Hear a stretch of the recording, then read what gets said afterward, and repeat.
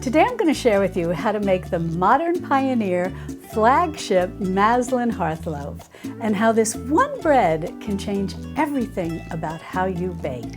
Hi sweet friends! If we're meeting for the first time, I'm Mary from marysnest.com and author of the Modern Pioneer Cookbook and the Modern Pioneer Pantry, and I'd like to welcome you to my kitchen. Today we're continuing with the Maslin Method Baking School series, where we explore a traditional way of baking with whole grains, just as home bakers did for generations. Now you don't need to write anything down. All the information pertaining to the Maslin Method, including the recipe for the bread we're going to make today, will be on my website, and I'll have the link in the description underneath this video. Also, I just want to let you know that this is one of my full-length teaching videos where we really take our time and walk through everything step by step. But don't worry, I've included timestamps, so if you ever want to jump ahead to a specific part, you can do that easily. And I also want to mention that this is not a sponsored video. Everything you see me using here is something I've purchased myself and use right here in my kitchen on a regular basis. Now, as I mentioned at the beginning, this is part of the Maslin Method Baking School series. And this is video number 3 in the series where we're actually going to make a Maslin Hearth Loaf. But if you've missed videos 1 and 2, where I go into detail exactly about what the Maslin Method is, you can definitely find those in the playlist, and I'll have that link in the description below. And be sure to keep an eye on that playlist because that's where I'll be adding future videos in this series. As we begin baking using the Maslin Method, it's important to understand that long before modern agriculture encouraged planting a single crop across vast fields, our ancestors often took a much more practical approach. They would sow different grains together in the same field, allowing them to grow side by side, each supporting the other in its own way. One of these traditional mixtures was known as dredge, sometimes called dredge corn. This mixture usually referred to a blend of oats and barley grown together. Unlike some of the mixtures we bake with today, dredge was most often intended for feeding livestock. But even so, it reflects a deep understanding of the land. By planting grains together, farmers found that their crops were often more resilient. They were better able to withstand pests, disease, and changing weather. Now, when it came to grains meant for the table, there were other mixtures with their own special names. These blends were often born out of necessity, helping families survive uncertain growing seasons, because if one crop thrived while another failed or struggled, they would still have grain to harvest. The most well-known is Maslin, a combination of wheat and rye. This combination was a staple for everyday bread in many parts of Europe. The wheat brought structure, while the rye added flavor and helped with fermentation, creating a loaf that was both nourishing and dependable. There were also other blends, such as bulmung, which combined oats, peas, and beans. This was another practical mixture often used for feeding animals, but again, it shows how thoughtfully different crops were paired to make the most of what the land could provide. What I find so inspiring about all of this is that these mixtures weren't created for novelty. They were born out of necessity, wisdom, and experience. And in many ways, when we work with flour blends in our kitchens today, we're continuing that same tradition, bringing together grains not just for flavor, but for balance, nourishment, and a deeper connection to the way baking has been done for generations. Now, you may hear some say that Maslin refers only to a traditional mixture of wheat and rye, and historically that is true. But in my kitchen, I've taken a little liberty and coined the phrase the Maslin Method, because what I'm really embracing is not just the specific grains our ancestors used, but the wisdom behind the practice itself. They understood that blending grains made dough easier to work with, more reliable, and more nourishing. So rather than limiting ourselves to just wheat and rye, we can take that same time-honored approach and apply it to a variety of grains, like spelt, emmer, einkorn, barley, oats, and more. In doing so, we create dough that is easier to handle and breads that are richer in flavor and more nutritionally diverse. In many ways, this is simply a continuation of our ancestors' tradition, just thoughtfully adapted for the modern pioneer kitchen. As we begin baking, I want to start this journey by sharing why I call this first recipe my flagship Maslin Hearth Loaf. I chose that word very intentionally because once you learn how to make this bread, and more importantly, once you understand the techniques behind it, every other bread becomes easier. This loaf teaches you how dough should look, how it should feel, and how to work with whole grains in a way that's simple and intuitive. So in many ways, this is the foundation. Master this recipe, and you can bake just about anything. This bread is baked in a loaf pan because for me, there is something so comforting about a simple loaf of bread baked in a pan, the kind that slices beautifully, toasts perfectly, and becomes part of everyday meals. My mother made this type of bread each week, using whatever whole grain flour she had on hand. As we've learned, our ancestors baked this way because they had to. It was simply a part of daily life. In the fields, they would often sow landrace wheats and rye together, not knowing exactly how each crop would fare. In some seasons, the wheat might struggle, while the rye would grow tall and strong. Other years, the rye might falter, and the wheat would take its place. So when it came time to mill their grain and bake their bread, they worked with what they had, blending flours not out of preference, but out of necessity. As I shared earlier, wheat and rye were the most common combinations. However, depending on the region, other grains, including oats, were also mixed with wheat, such as in Ireland and Scotland, with each harvest telling its own story of the land, the weather, and the season. What they created, quite unknowingly, was something truly special. This humble Maslin practice, born of survival, created a blend of grains that brought with them wonderful benefits. The breads had deeper flavor, better balance, and a texture that was both hearty and tender. What began as a simple act of making do became a time-honored way of baking that we are so fortunate to rediscover today. Now, when I was growing up and my mom baked bread, she didn't call it Maslin, but in many ways she was doing exactly what our ancestors did, blending grains based on what was available in her pantry. And that's really what the Maslin Method is all about. This version of a Maslin Hearth Loaf is inspired by both our ancestors and my mom's traditions, a wholesome, nourishing bread made with a blend of whole grains. Before we go over the ingredients, I want to share something important with you. This bread can be made with either whole grain store-bought flour or freshly milled flour.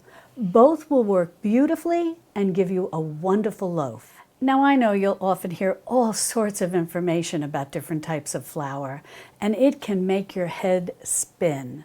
You'll hear that freshly milled whole grain flour may need more water than store-bought whole grain flour. And then you'll hear that ancient grain flours, whether freshly milled or store-bought, often need less water than modern whole wheat flour.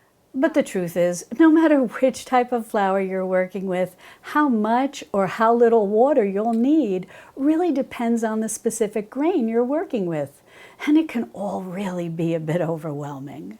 But this brings me to something very dear to my heart. My sweet mom, Gloria, who lived to be almost 100 and was a wonderful baker, often baked with whole wheat and rye flours. I've shared with you before that she was such a beautiful and refined lady. She wore her pearl necklace and her pearl earrings and always a lovely hostess apron. But inside, she had the heart of a crunchy granola mama. She loved whole grain baking long before it was popular, and my dad would bring her special flours he would find from little shops in New York City where he commuted to work. Here's the amazing thing. When she baked, she didn't use a scale. She didn't even use standard measuring cups or measuring spoons. She used a teacup and a teaspoon, the very same spoon she used to stir honey into her tea. And she made some of the best bread I've ever eaten. And that's the secret. My mom knew how dough should look and how it should feel. And that's exactly how I'm going to teach you to bake. There's no need for a scale. No need to worry about which flour you're using. No need to stress over exact liquid measurements. Instead, we're going to focus on look and feel. Over time, you're going to become a confident home baker. You're going to know when your dough looks right, and you're going to know when it feels right. And just like my mom, you'll begin to bake some of the best bread you've ever had. Before we get started with the actual baking, I always like to first go over the equipment and the ingredients you'll need to make this recipe. Just having a sense of what's needed for this recipe before we begin will help you easily follow along and feel relaxed and confident as you go to work making this bread in your own kitchen. Now I'm going to show you everything that you're going to need to mix this dough by hand and knead it by hand. But if you have a stand mixer, you can certainly use that as well. You would just be using the bowl of your mixer to mix and knead the dough. Now the first thing that you're going to need is a loaf pan, and any loaf pan will do. This is a glass loaf pan that's a 9 by 5, but if you have a metal loaf pan that's 8.5 by 4.5, that'll work too. The nice thing, if you have a little smaller loaf pan like the 8.5 by 4.5, it actually will help your dough rise even a little better than in a 9 by 5. And what I especially like about baking this bread, specifically a whole grain bread in a loaf pan, is that the loaf pan helps give it structure. So when you're working with whole wheat flours, especially ancient grain flours, the structure of a loaf pan helps the bread rise up rather than out. Next, you're going to want 2 bowls. Kind of a nice big size bowl and a medium bowl will work great. And then you're just going to want something to cover the large bowl with. My large bowl came with this lid, so that works out perfectly. But any kind of towel, these are the flour sack towels that I use. They're very lightweight, and I usually use these to strain my bone broth. These work really well for covering a bowl. Those food-safe shower caps that a lot of people use, anything like that will be fine. And if you happen to have 2 dough whisks, one that's shorter and one that's longer, it's generally the longer one that's used when you're mixing bread doughs, and the shorter ones are often used for quick breads, but either one will work. Often I find, because I have very small hands, I often find using the smaller one works well too. Then you're going to want some measuring cups and measuring spoons. These are dry measuring cups, and this is a wet measuring cups. You'll want to have both of these, and some measuring spoons as well. And although by no means required, having a little plastic bench scrape like this is great. These are very reasonable. You'll also often see them in the aisle at the grocery store, in the aisle where they sell kitchen equipment and whatnot. They're very reasonable, usually a few dollars or less. And these are wonderful for not only working the dough when you have it on your bench or your board, they're also very helpful in moving the dough out of the bowl and getting every little last bit of dough that may be sticking to the bowl. And a little whisk like this can come in very handy. I'll explain as we go through the recipe why I have this. And it's definitely optional, the steps that I'm going to show you, because I'm going to be sharing a lot of tips and tricks with you for how to work with whole wheat flours and how to make a whole wheat dough that we'll do everything in our power to help it rise and be as successful as possible. And this is something that'll come in handy. You'll see in a bit. And if you by chance have one of those frothers, like a little electric whisk, a small little electric hand whisk, that can work well too. You'll see. And then you're going to want some kind of little bowl like this, anything that's oven safe. This is just the bottom of like a little garlic roaster, but anything you have, a glass pie pan, a stainless steel or aluminum pie pan, anything, just a little something that you can put in your oven, and we'll explain why for that later as well. And then finally, a cooling rack. Now we're going to go over all the ingredients that we're going to need to make this Maslin Hearth Loaf. And specifically, I want to start with the Maslin flour blend. Each recipe that I share with you here in the Maslin Method Baking School series will have a specific Maslin flour blend for making that particular bread. And the reason that each one will have a particular Maslin flour blend is because these are blends that I've found that work very well together for the particular type of bread that we're going to be making. With this bread, we're going to use a combination of modern day whole wheat, spelt, which is an ancient grain, and barley. But one thing I want to say, even though I am recommending certain Maslin flour blends for you to use to bake these different breads that I'm going to be sharing with you as we go forward in this series, over time, you're going to become very comfortable with seeing what you like and what works well in your kitchen and what works well for the breads that you want to make, and you'll start being able to create your own Maslin flour blends. Now, the mix we're going to use, as I mentioned, is some modern day whole wheat, some spelt, an ancient grain, and some barley.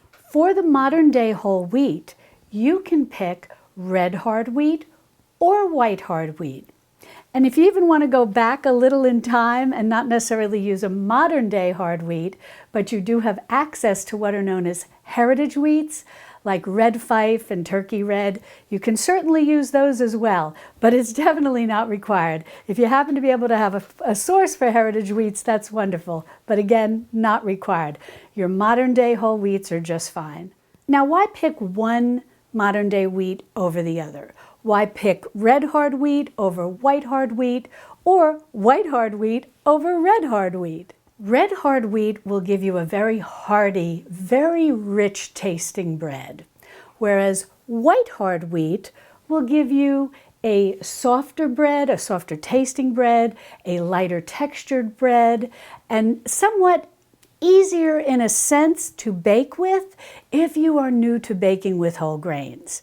So if this is your first foray, so to speak, into baking with whole grain flour, I would recommend that you use hard white wheat. And for the most part, I have seen both the traditional whole wheat flour, it's often the hard red wheats are just called whole wheat flour at the grocery store, and I've also seen hard white wheat flour also at the grocery store. And in terms of grain, if you want to buy whole grain and grind your own flour, your fresh milled flour at home, you can certainly buy whole red wheat berries, or you can buy whole white wheat berries, both in the hard category, hard red wheat and hard white wheat. You'll certainly often find those at specialty grocery stores, but if you have a grocery store that has a bulk bin section, you may find hard red wheat berries in that bulk bin section, and often next to it, if they carry it, you'll see hard white wheat berries as well. And like so many things today, everything is available online. And as I mentioned earlier, this is not a sponsored video, but many of you ask me where I buy my whole grains for milling. And I usually buy pretty much all the grains that I use in my traditional foods kitchen from Grand Teton Ancient Grains. It's a wonderful company. I know the owner and a number of the people who work there, and I really can't say enough things about them. And they're also very generous, and they provide a discount code for my sweet friends here on YouTube. You just have to subscribe to my newsletter because it is an exclusive discount code that they don't want me advertising in videos. But if you check the description below, you'll see the link for signing up for my newsletter, and then you'll definitely get that discount coupon code. And as I said, it's an exclusive discount code, and it's a very good discount code. It'll give you a nice savings. So I just wanted to say that. But as I said, this isn't sponsored. These are the grains that I use. And they really can be a one-stop shop because they carry hard red wheat, hard white wheat, einkorn, emmer, spelt, rye. They carry a wide variety of grains. So you pretty much can find everything that you need. Now, if you notice, I'm using the term hard red wheat, hard white wheat. I'm using the term hard a lot. Why am I not talking about soft wheat, soft white wheat in particular? When I make bread, for the backbone of my bread recipes, I like to use hard wheats. Soft wheats I find work better in your much lighter baked goods, more along the lines of your pastry type baked goods. So that's why I'm not using any soft white wheat. But we will definitely be exploring with soft white wheat as we progress through this series. Alrighty, now here is my hard red wheat, here's my hard white wheat. As you can see, they look different, and that's to be expected. And today we're going to use the hard white wheat as the backbone of this recipe. And I just want to mention, because I do get a lot of questions about these jars. I've collected these jars over the years, little by little. I've found them at different kitchen stores. I've found them at a place called World Market, if you have that in your area. And they're also available online. And I'll be sure to link to them. They're reasonably priced, and I'll be sure to link to them in the description below.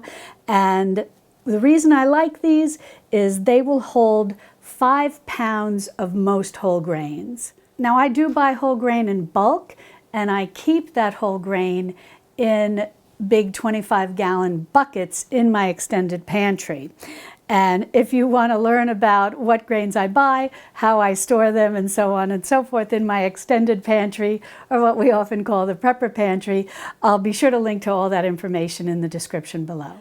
But for my everyday baking needs, I like to just keep about 5 pounds of whole grain, of the different types of grains I like to use in my working pantry. The next grain that we're going to include in our Maslin flour blend for this particular recipe is spelt. And spelt is one of the ancient grains, along with einkorn and emmer. Of the 3 ancient grains, spelt is my favorite. I really like baking with spelt, and if you've not tried it before, I think you're going to like baking with it too. But don't worry, if einkorn or emmer are your favorites, we'll definitely be using those in future Maslin flour blends as we go forward in this series baking other types of breads. And the final grain that we're going to use mixed in to make this Maslin Hearth blend is barley, and specifically hulled barley. This is not pearled barley, and this is not malted barley. What's the difference? Now, barley has a very tough hull to it, and in order to make it usable, workable, edible, that hull, that very tough hull, needs to be removed. And when that's removed, you have hulled barley, and it's a whole grain. Pearled barley is more the equivalent of like white rice. Pearled barley is hulled barley that's been polished, just like white rice is brown rice that has been polished. Pearled barley is very popular, and you'll see it sold in boxes at the grocery store. It's often used in beef and barley soup or cooked as a side dish in place of maybe white rice, but it's less nutritious than your hulled barley. Now, how about malt barley or malted barley? You may also know it as diastatic malt powder or diastatic powder. What exactly has been done to the barley to give it this different categorization? Malt barley is generally barley that's been soaked, sprouted, dried, and then ground into a powder. And then this powder, it's a very fine ground powder, is used in small amounts, added to flour to help with a couple of different things. It's often referred to as the home baker's or even the professional baker's secret. It can help with a nice crumb, a nice rise, a nice color to the bread. It serves a lot of little different purposes, and it's used in very small amounts. We're not going to be using that here. We're going to just be using the hulled barley flour. And what does hulled barley flour bring to the table, so to speak? It provides some help with the rise, some help with the crumb, some help with the flavor, adding a little sweetness. We're adding a very small amount, and it's just something very nice to add to this Maslin flour blend. But what if you don't have hulled barley or hulled barley flour? Do not worry. You have a couple of options. Instead, you can use oats, or you can grind your oat groats and make an oat flour, or you can buy oat flour, or you can take old-fashioned rolled oats, whirl them in the blender, and make your own oat flour that way as well. You have options. And what do oats bring? Things very similar that barley brings. It brings a nice flavor, a little bit of sweetness, and also, too, something that oats bring to bread is that it brings a little bit of creaminess. So is the texture a little different than if you use barley? Yes, but are both equally good? In my humble opinion, yes. So our Maslin flour blend for this particular hearth loaf is going to be the hard white wheat, the spelt, and some hulled barley.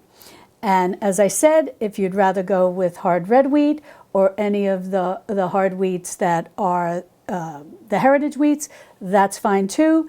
You will just get a little different consistency to what people call the crumb. That's the interior, the texture of the bread, with the hard red wheat, both in flavor and texture. This will give you a lighter flavor and a lighter texture. The next two ingredients I want to talk to you about are completely optional, but both can help when it comes to baking with whole grains. But again, they are completely optional. Sometimes I use them, sometimes I don't. The next two ingredients that I want to talk to you about are completely optional, but when it comes to whole grain baking, it's important for you to know about them, so then you can make a decision as to whether or not you want to include them in with your flour when you use whole grain flours. The first one is sunflower lecithin, and the second is vital wheat gluten. Now this is sunflower lecithin. It's in powder form. It does come in a liquid form, but I like the powder form better. And you would mix this right in with your flour. And this basically helps with adding some emulsification, in essence, to the flour. It helps make a little bit more of a tender crumb. It helps with extending shelf life a little. It does a little bit of everything, like a lot of these little baker's secrets, like the malted flour, malted barley flour we talked about earlier. All these ingredients kind of just add a little, I love the expression something, something. But again, if you're new to baking, you will over time want to experiment, try all these different little tips and tricks, and then kind of settle in on what works best with your flours, in your oven, in your kitchen, with your hands, with your stand mixer, whatever the case may be, and with your ingredients that you're adding. Because if you like adding eggs to your bread recipes, which we're going to talk about in a minute, I don't know if you really need the sunflower lecithin. The eggs the egg yolk is rich in lecithin, and so that brings that benefit to the bread. The white of the egg kind of helps with the structure of the bread, and the yolk helps with the richness and the texture of the interior of the bread. So just something to keep in mind. You might be able to find this, as I said, I think I mentioned earlier, at your local grocery store. If not, bake without it. Use eggs if you tolerate them. If you find your whole wheat bread isn't exactly what you were hoping for, maybe it's a little dry, a little crumbly, whatever the case may be, next time you bake, if you do tolerate eggs, try adding some egg. If you don't tolerate egg, then try adding a little sunflower lecithin.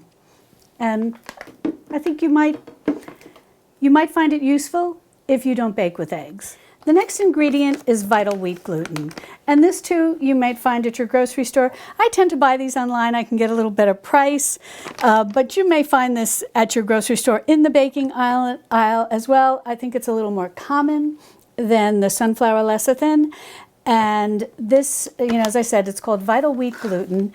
And this can really help whenever you're working with flours that maybe are a little lower in gluten, maybe struggle to create a good gluten network, maybe have a slightly different type of gluten like the ancient grains. And so sometimes bakers will add a little extra gluten. But again, I highly recommend try to bake initially without adding these things and see how your results come. And if you're not 100% happy, and remember, this is a journey. So don't worry if you're not 100% happy with the whole grain bread that you make, especially if you're new to baking with whole grains. You're going to want to experiment. You're going to want to try different things. Maybe sometime you're going to want to add a little vital wheat gluten. But again, with all of these, whether you're using the sunflower lecithin or whether you're using the vital wheat gluten, and I give instructions for all of this in the recipe, use a very gentle hand. You don't want to use a lot of these. But with whole grain baking, a little vital wheat gluten can sometimes help with creating a nice, stable, flexible gluten structure that can help your bread rise successfully. And in terms of experimenting and really getting a feel for what it's like baking with whole grains, I highly recommend that you write everything down that you experience as you go through this journey and through this baking series. There's nothing like keeping a kitchen journal, and it doesn't need to be anything fancy. It can just be a notebook where you write down exactly what you did, exactly how long it took to rise, how hot was your oven, how cool was your kitchen, what was the weather like, how did the bread finally turn out. And recording all of this will help you learn what to tweak, so to speak, in future batches of bread. Now, I've been keeping a kitchen journal for as long as I can remember. You know, back in my days as a single girl, when I didn't have my mom, I was living on my own and I didn't have my mom in the kitchen with me, I started keeping, and my mother had told me, keep track of what you do and it will really serve you well. And to this day, I still have a kitchen journal. And if that's something that you're interested in starting, and I highly recommend that you do, for all aspects of creating a traditional foods kitchen, I'll put a link in the description below where I have a video where I talk to you all about my kitchen journal, how I created it, what I keep in it, what I recommend you might want to keep in it. And I think you'll find that very helpful. But even if you just have a pad of paper, start recording what you do. It will serve you so well the next time you go to bake bread. Next, you're going to want 2 eggs. You're going to want 2 large eggs. You're going to use 1 whole egg, and then you're going to use the yolk of the other egg. And don't throw out the white, just reserve it. You can put it in your freezer. You can use it to brush the top of your bread, to give it a little bit of a shiny texture, anything like that. But just don't discard it. You know me, I don't like to throw anything out. And I just want to mention again that if you decide not to use eggs, I highly recommend it if eggs do agree with you. But if you decide not to use eggs, that is a good time to consider using the sunflower lecithin powder. Now, as I shared, 1 whole egg, 1 egg yolk. This is what I find works very well for a nice texture for a sandwich bread. If you want to sort of gild the lily, so to speak, and add 2 egg yolks, your 1 whole egg and 2 egg yolks, you can certainly do that. The only difference is you're going to get a richer, but at the same time more tender baked good. It's going to start moving more into even sort of like cake territory, not 100%, but a more softer type crumb like that. And it's less useful as a sandwich bread, but it's exceptionally tasty. Just think of like the Kahala braided breads and whatnot. They have a lot of eggs in them. And if you like breads like that, the more egg yolks you add, the more you're going to get closer to that very luscious texture, but one that's not always workable for just an everyday sandwich bread. But for this recipe, 1 egg, 1 large egg, and 1 extra egg yolk is perfect. Next, you're going to want to use some type of fat. I really like to use olive oil in this recipe, but if you want, you can use some melted butter or you can use some melted ghee. I've not tried coconut oil, but I do know a lot of people like baking with coconut oil, so that is an option. For me, I find it, when making whole wheat bread, I find it just gives a waxy taste. Maybe it's just my coconut oil, I don't know. But I really like olive oil. And if you use olive oil, I really like this particular variety. And you'll have to excuse my pronunciation, but it's Arbequina or Arbequina. And that type of olive oil, it has a very buttery flavor to it. It's very mild, very buttery, so it works exceptionally well in baked goods. And it's a variety that is commonly used in like Italian and Spanish kitchens when they use olive oil to make baked goods with, even sweetened baked goods. It's a very, as I said, mild and buttery. It's perfect for baked goods. And yes, this is from the Texas olive ranch. Yes, we do have olive ranches, as they're called, here in Texas. And as you know, I live in the Texas Hill Country between Austin and San Antonio.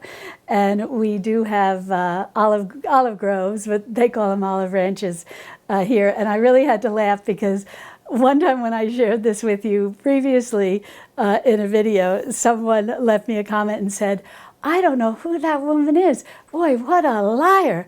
Texas doesn't grow olives." And it really made me laugh because Texas does grow olives. So yes, we do have olive ranches.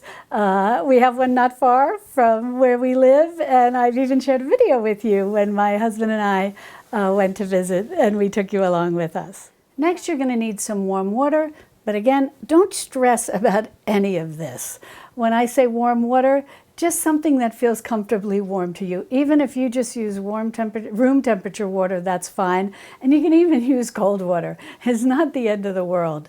But you're going to need around a cup and a quarter, maybe up to a cup and a half warm water. Next, and this is one of those like little secrets, the way we talked about malted barley flour and vital wheat gluten and sunflower lecithin. When it comes to whole grain baking, especially with whole wheat, orange juice can really be a lifesaver. And you don't need a lot. We're going to use about a quarter of a cup of orange juice. And if you don't want to use orange juice, no problem.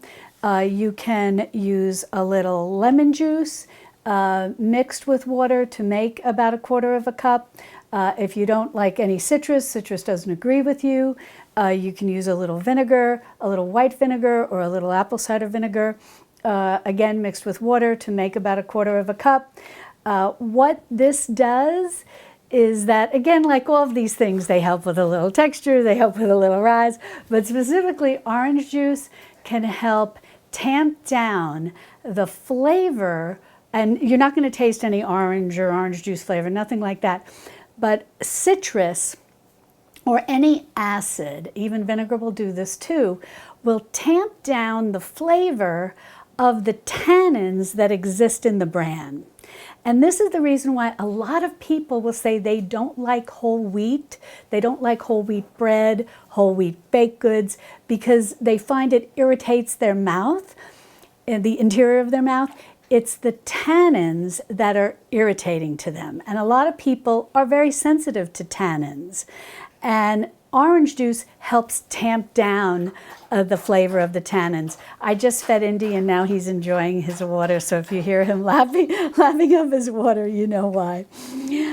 So that this can, again, when it comes to whole grain baking, and I'm going to be sharing a lot of tips and tricks, and a lot of it's optional. If you want, you can do it.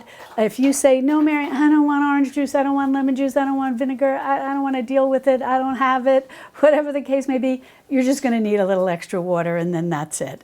But I want to share all these little tips and tricks with you because these are all the things that help make whole wheat bread, whole grain breads, whole grain baked products perform better, perform more in giving you a nice rise, a nice crumb, a nice flavor, all of these things. So if you've tried whole grain baking in the past and you've been disappointed, learning all these little tips and tricks along the way can really help you create a product that you, your friends, your family are going to actually enjoy eating. Now he's ready to play. Now, in addition to the orange juice, you're also going to want some salt. I like to always use a fine ground sea salt. Use whatever salt you have. Just use one that has somewhat of a fine ground texture. You don't want those real rocky salts, so to speak. Like I really enjoy using the Celtic sea salt that has the large grains to it for different types of recipes. But for baking, you just want some sort of fine ground sea salt. That'll be perfect. And then some kind of pourable honey. Now, if you don't like honey, don't worry about it. You can use any sweetener that is primarily in a liquid form. And the liquid form works best in this particular recipe, but you could use maple syrup, you could use molasses. Now, each one is going to bring a different flavor profile and appearance to your final bread, but Again, why are we adding a sweetener? Because whole wheat to many people can taste bitter. And that's why whenever you see these whole wheat breads in the sleeve sold in the bread aisle at the grocery store, they'll often say honey whole wheat. And that's because adding a little sweetener to your dough can just help tamp down that flavor. The orange juice is going to help with the tannins in the bran, and the honey or the maple syrup or the molasses. Some people even use date syrup as a sweetener. And as I said, for this particular recipe, using some kind of liquid sweetener is going to serve you best, because you'll see when we go through preparing the dough. That little bit of sweetness is going to help modulate the harsher taste that whole wheat flour can create in a bread. So a little bit of salt, a little bit of sweetener. In my case, I'm going to use some honey, and we're all set. And next, I guess to a certain extent, is the star of the show. Since this is a yeasted bread and not a sourdough bread, we're going to need some yeast. We're going to need commercial yeast, packaged yeast. You might buy it in bulk like I do, or you might buy it in the little packages that they sell at the grocery store. Either or is fine. And I like to use instant yeast. It's just very forgiving and it's very easy to use. But you can also use active dry yeast as well. It's just in the beginning, the preparation is a little different in that you're going to bloom, in essence, your active dry yeast. Instant yeast you can just throw right in and not worry about it. The most important thing is just make sure whatever yeast you use is within its best use by date. That way you ensure that yes, it's active and it's going to work. Now those are all the ingredients that you're going to need to make the bread. When you get ready to grease and dust your bowl as well as dust your board, I really like, for greasing my pan, my loaf pan, I like to use butter. You can use olive oil, whatever fat you're deciding, ghee, whatever fat you want to use is fine. And then what I like to do, I like to use semolina flour, and I like the fine ground semolina flour for this job instead of just regular flour, whatever flour I might have milled, whatever flour I might have purchased, all-purpose flour, blood flour, whatever the case may be. Semolina is a very nice flour to use to dust your board, and if you're going to hand knead your bread.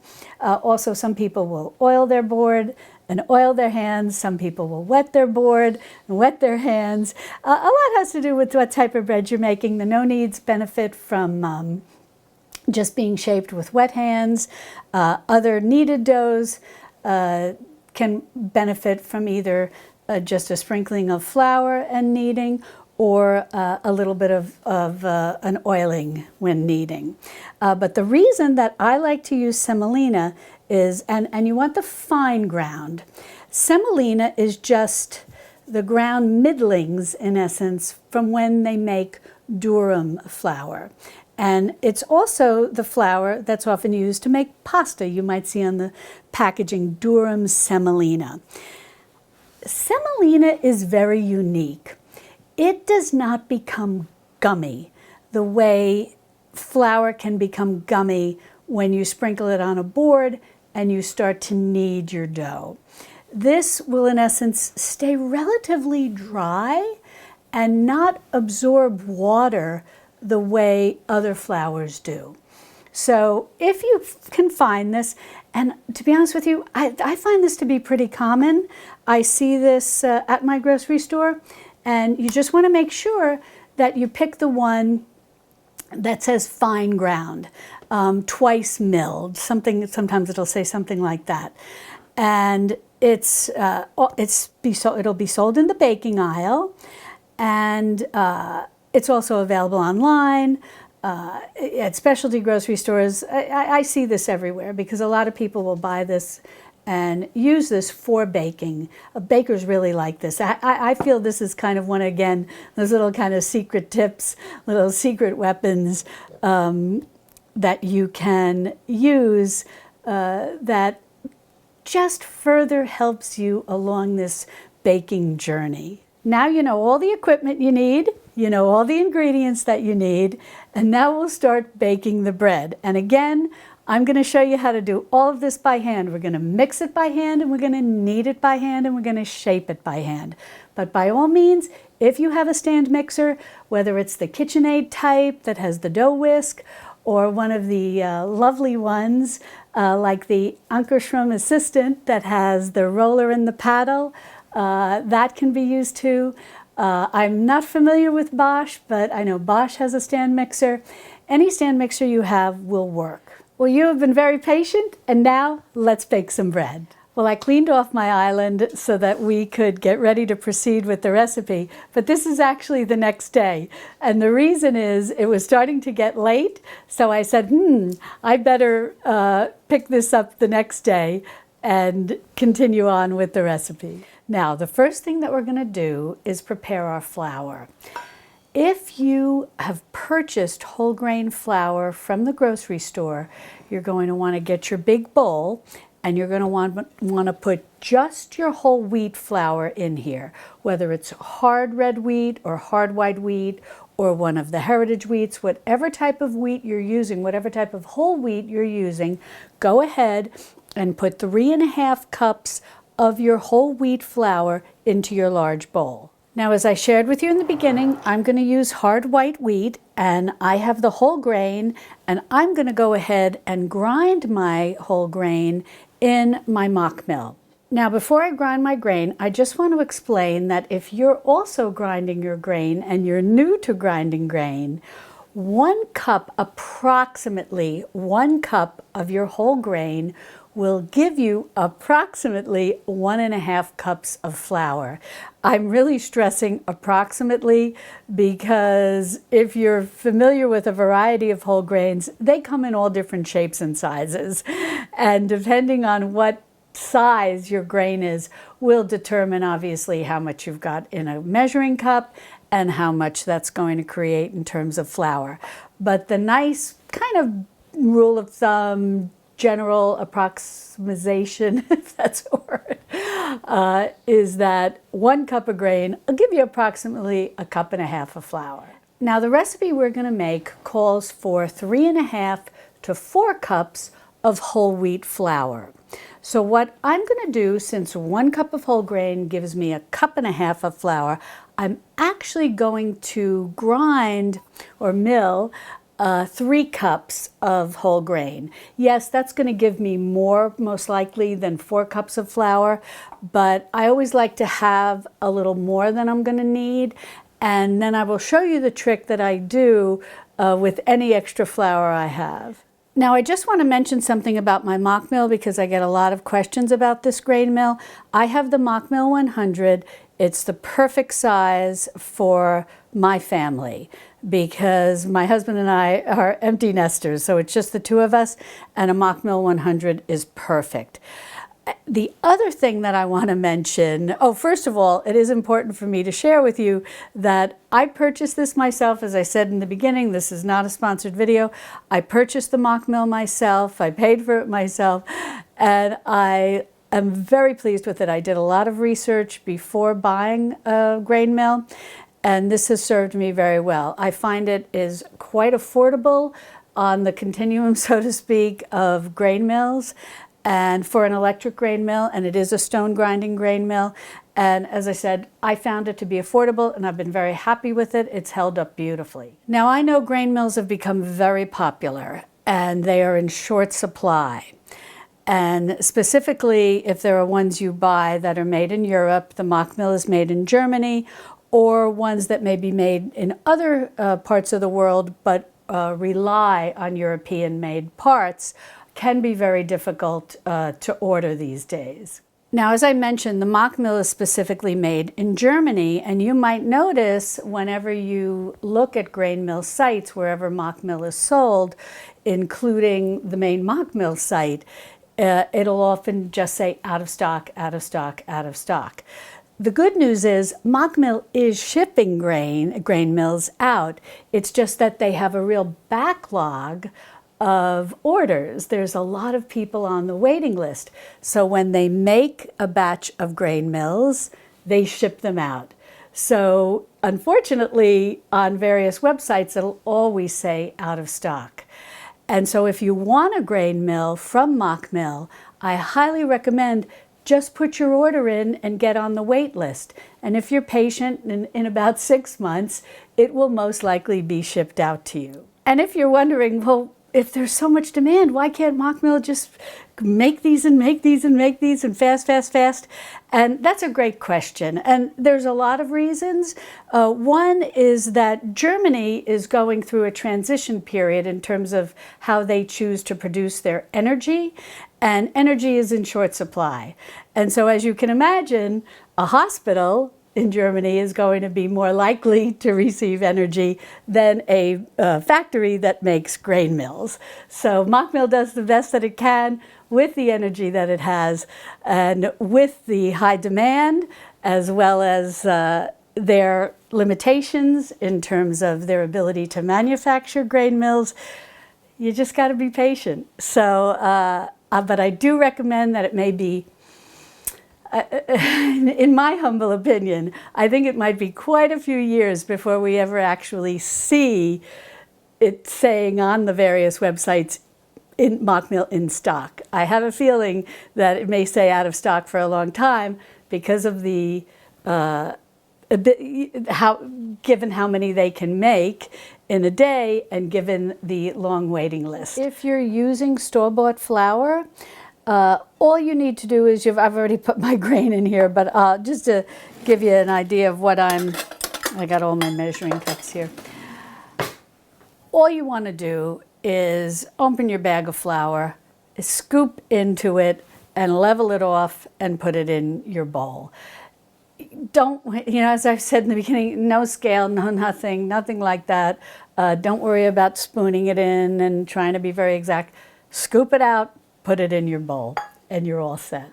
Alrighty, now I want to just take 1 second to talk to you about grinding your whole grain, regardless of what grain you're using. If you can see over here, I've got my Mock Mill just set on 1. I vary how I grind my grain depending on what I'm making. A lot of times if I'm making very rustic things, I might even grind on a 5 and get this like very rustic flour. I always feel things like that work very well when making like an Irish soda bread to get close to the kind of Irish wholemeal flour and things like that.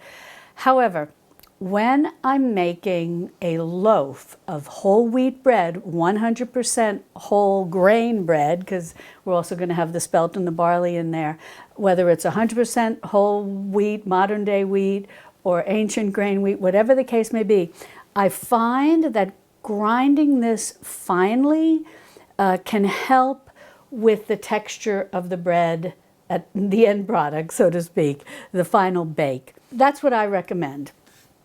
That if you are grinding and you're doing this for the first time and you're new to whole grain baking, try grinding your flour relatively finely. You can, some people will go up to 4, some people like somewhere between 3 and 2.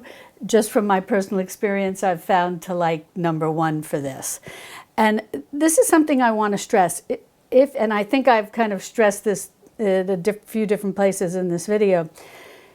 If you're new to whole grain baking, and maybe very new, maybe this is the first loaf you're making, or you've maybe tried in the past and you've been a little disappointed, go easy on yourself. There's a learning curve to baking in general, and there's a learning curve to baking with whole grains. So know that with each loaf, your skill is going to get better. You're going to get better at look and feel. You're going to get better at understanding the conditions in your kitchen, in your oven, the time of year it is. There's a lot of factors that play into baking.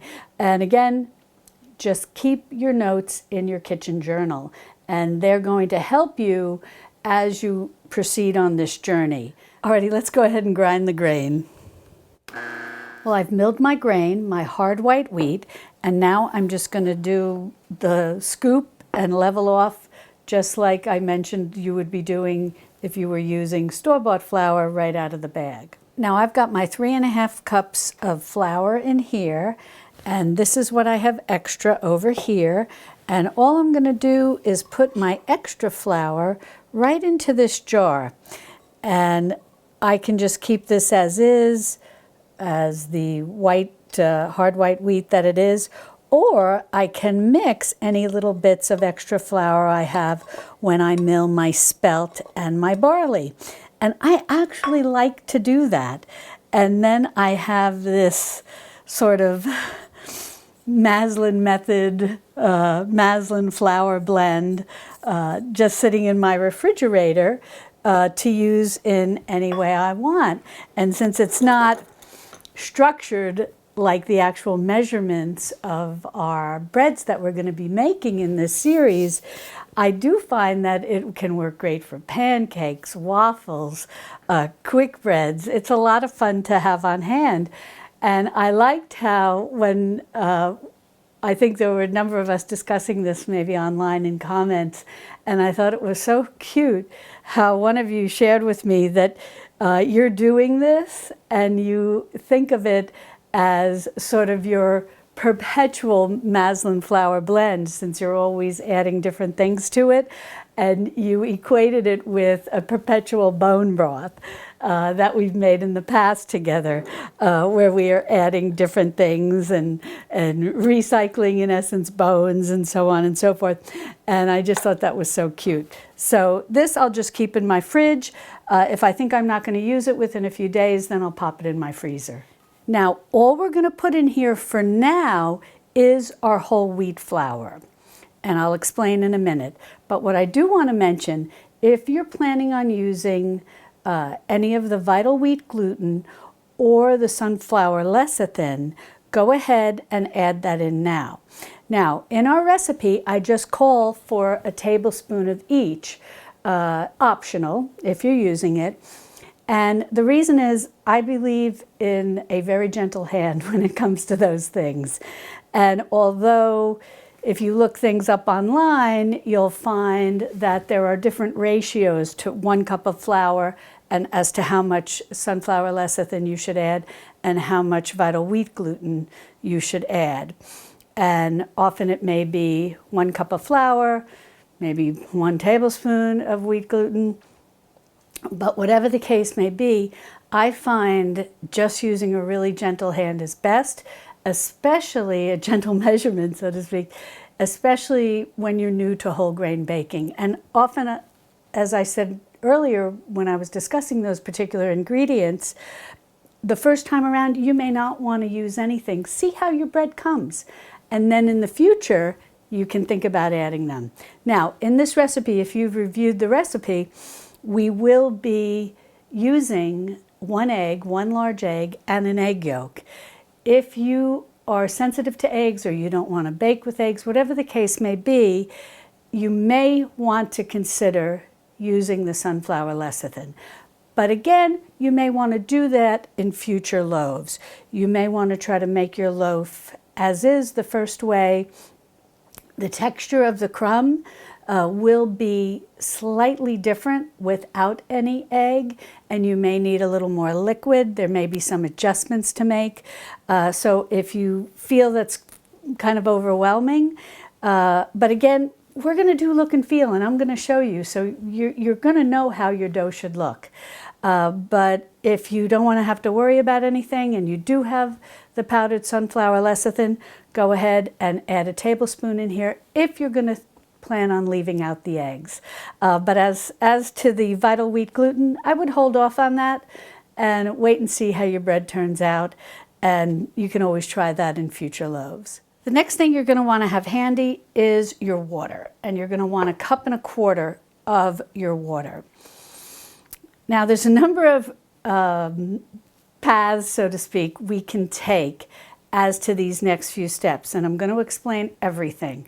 And what's nice about this is this allows you, these steps I'm going to share with you, which are options that you will have, you can pick one, allows you to bake this bread on your time, on your schedule. And I always think that's very important when it comes to home baking, because you may have a husband that you're busy, preparing meals for, family and in terms of children that you're tending to, whether you're, feeding them various meals or you're homeschooling.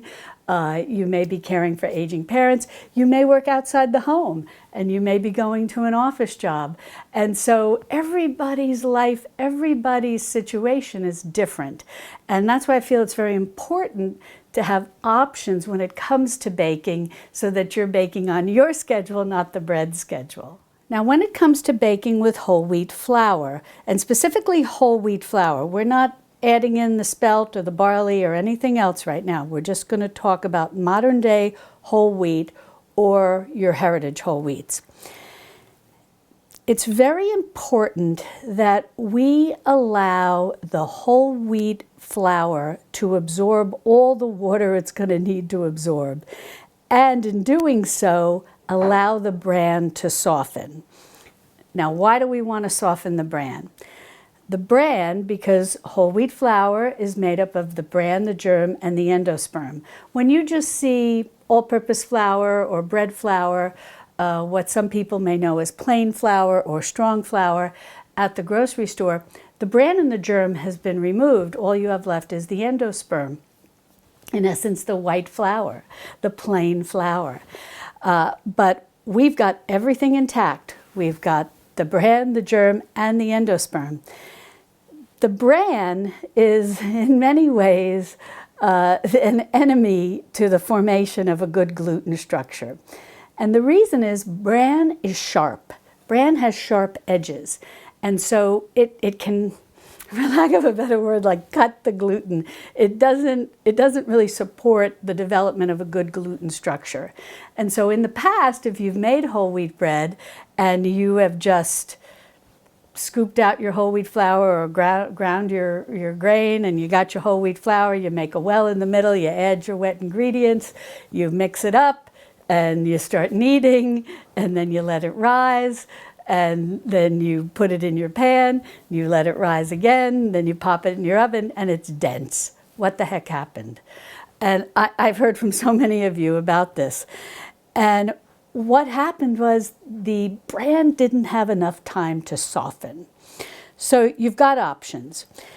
You can, at this point, go ahead and add your water, mix it with your flour. We are going to add one more ingredient, which we'll talk about in a minute. And you can cover this, and you can go ahead and put this on your counter for as little as 30 minutes, or we'll talk in a minute about how you can leave it longer. But say you're in the rush, this is sort of your first option. As little as 30 minutes, if you can give it an hour, all the better. And it's just going to sit at room temperature on your counter. In many ways, this is what people will refer to as an autolyse. This can develop, which we're going to talk about, into more of being a soaker, because the longer you can let it, in essence, soak, the better. Often you hear in terms of an autolyse, and that's often maybe when you're working with bread flour or all-purpose flour and maybe a sourdough starter. That's when you may hear that term, and you give it about 30 minutes for everything to kind of hydrate and begin to develop.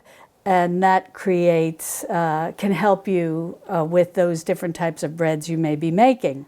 When it comes to working with whole grain flours, it can be a little different. You could certainly do a sort of autolyse of 30 minutes, and that will help. Any amount of time to hydrate your flour will be helpful. If you can let it go an hour, that'll be even better. The other option is, if you're familiar with the professional baker and author who has written many wonderful books on baking, and specifically when it comes to whole grains, his book, The Bread Revolution, Peter Reinhardt, he will even recommend letting your flour soak at room temperature on the counter, sometimes, depending on the recipe, sometimes 12 hours, 24 hours. And he does add different ingredients into the soaker to allow that to happen on the counter without things going awry and developing off odors and so on and so forth. And what he recommends is, and something I would share with you also, is acidulating your water a little bit and adding some salt. And I know a lot of people are going to say, oh my gosh, no, in the autolyse and you're adding salt. But technically this is more of a soaker. If you're just going to do 30 minutes, yes, just use your water and a little acid, which we'll talk about in a minute. But if you're going to go more than 30 minutes, the salt in many ways is going to help you to slow things down a little so that the flour is absorbing the water, but the salt is helping to kind of slow the fermentation process a little so that things don't get carried away before you're actually ready to add the other ingredients and bake your bread, which if things fermented too quickly, you would not get a very satisfactory loaf in the end. I hope I'm explaining this clearly. I will put some resources in the description below. I highly recommend, if you've not read Peter's book, The Bread Revolution, I highly recommend it. I think you'll really enjoy it. And he's a professional. He will explains these things in great detail. So the bottom line is, you want to just do, in essence, a sort of autolyse. Add your acidulated water, mix this well, put it on your counter, cover it, and come back to it 30 minutes later. Alternatively, if you want to leave this overnight on your counter or even a little longer, go ahead, add your water, your acid, your salt, mix this all up, and go ahead and put this on your counter covered, and then you're going to deal with it the next day. What I like to do is take my flour, add my acidulated water. I'll explain that. I know that term acidulated is often new to a lot of people. I'll explain in a minute. And I'm going to mix it up, and then I like to just put this in the refrigerator. I leave out the salt and I just go ahead and put it in the refrigerator. So I don't have to worry about any over fermentation. I don't have to worry about it developing any off odors. And I just come back to it the next day, let it come up to room temperature, and proceed with the recipe. So remember earlier I mentioned the orange juice? This is what we're going to use, 1/4 cup, to acidulate our water to create our soaker. So I've gone ahead and added my 1/4 cup of orange juice to my 1 1/4 cups of water. And we're gonna go ahead and we're gonna pour this into our flour and create somewhat of a shaggy dough. Now, if you don't want to use orange juice, you can use maybe like a tablespoon of lemon juice and just top off the rest with plain water. If you don't like that option, you can use a tablespoon of white vinegar, a tablespoon of apple cider vinegar, even a tablespoon of buttermilk. Anything that will acidulate your water will create an acid environment. And then just top off whatever you need to bring it up to 1.5 cups of liquid. And why are we doing this? You might recall from the beginning, this is not going, in the case of using orange juice or anything that you're going to use, it's not going to impart any flavor per se into your bread, the final product, the bread, the baked bread. It's going to help tamp down the harshness of the tannins, and in doing acidulated water to soak your flour also helps soften the bran. It kind of speeds up the bran softening process. And the more we can soften that bran, the better off we are in the long run when we eventually go to bake our bread. Now, you may be wondering, why don't I have the spelt in here? Why don't I have the barley in here? We're going to be adding all of that later after the whole wheat has had a chance to soak. And why is that? spelt, barley, einkorn, emmer, all of these other flours, they are more sensitive to being soaked in liquid.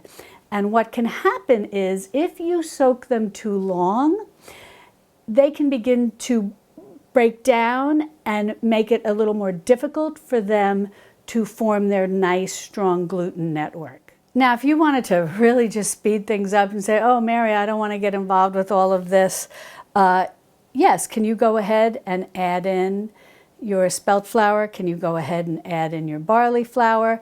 Can you go ahead and add your 1.25 cups of water along with your orange juice and then proceed? Definitely.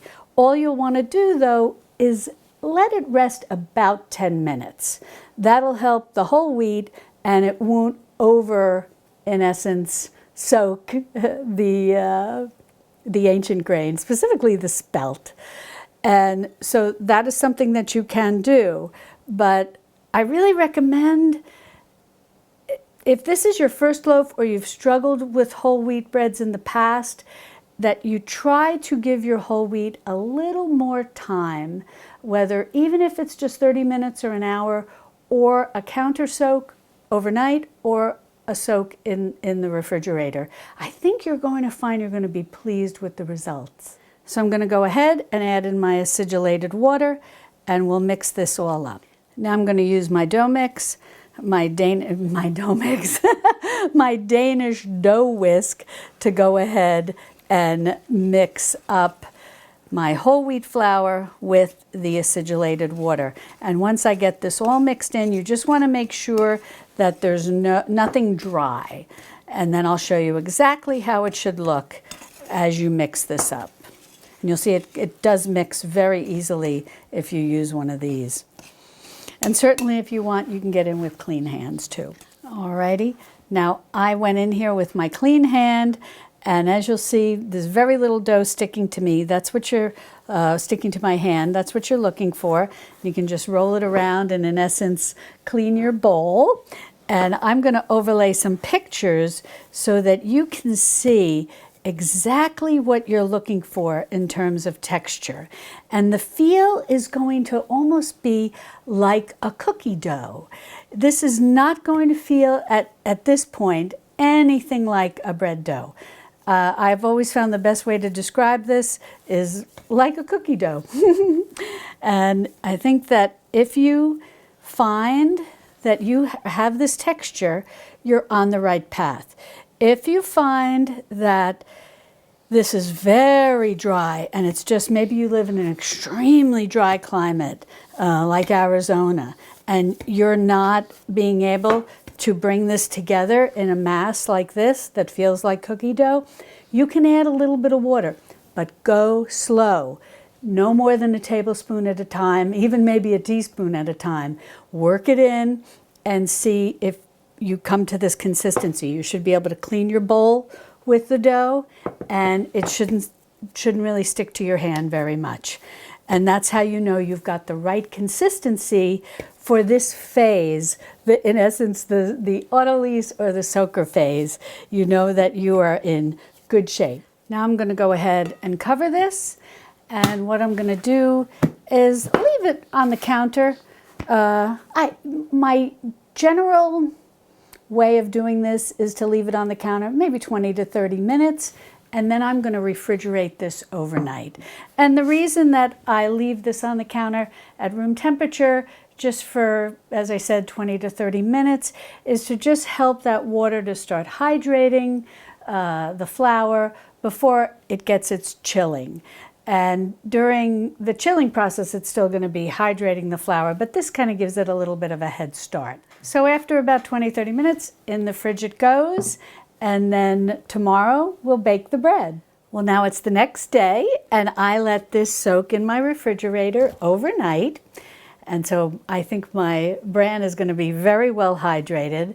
But again, if all you have is 30 minutes or an hour, and that's the most you can let it soak on your counter, that's fine too. And then if you want to let it soak for longer on your counter, I highly recommend following Peter Reinhardt's recommendations about adding in the salt in addition to the acidulated water for that in his book, The Bread Revolution, for a counter soak that really goes maybe beyond an hour. Alrighty, well, I'm going to set this aside, and we're going to get ready to grind the rest of our grain that we'll be adding to this flour or to this dough. Now for the rest of our Maslin flour blend, I'm going to need 3/4 of a cup of spelt flour. So I'm going to grind a 1/2 cup of spelt berries, which is fine, and it's going to give me more than the 3/4 cup that I need. But again, I'm going to go ahead and add that to my little perpetual Maslin flour blend here that I keep in my fridge.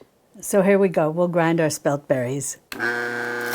So I've got my 1/4 cup measure here, and I'm just going to measure out 3/4 of a cup of the spelt flour, and I'll go ahead and add this to a separate bowl. So I've got 3/4 of a cup of my spelt flour in this bowl, and I've just got a little bit extra in here, and I'm going to go ahead and add this to my mixed flour blend. What I've got in here is the extra hard white wheat that I milled yesterday or the day before.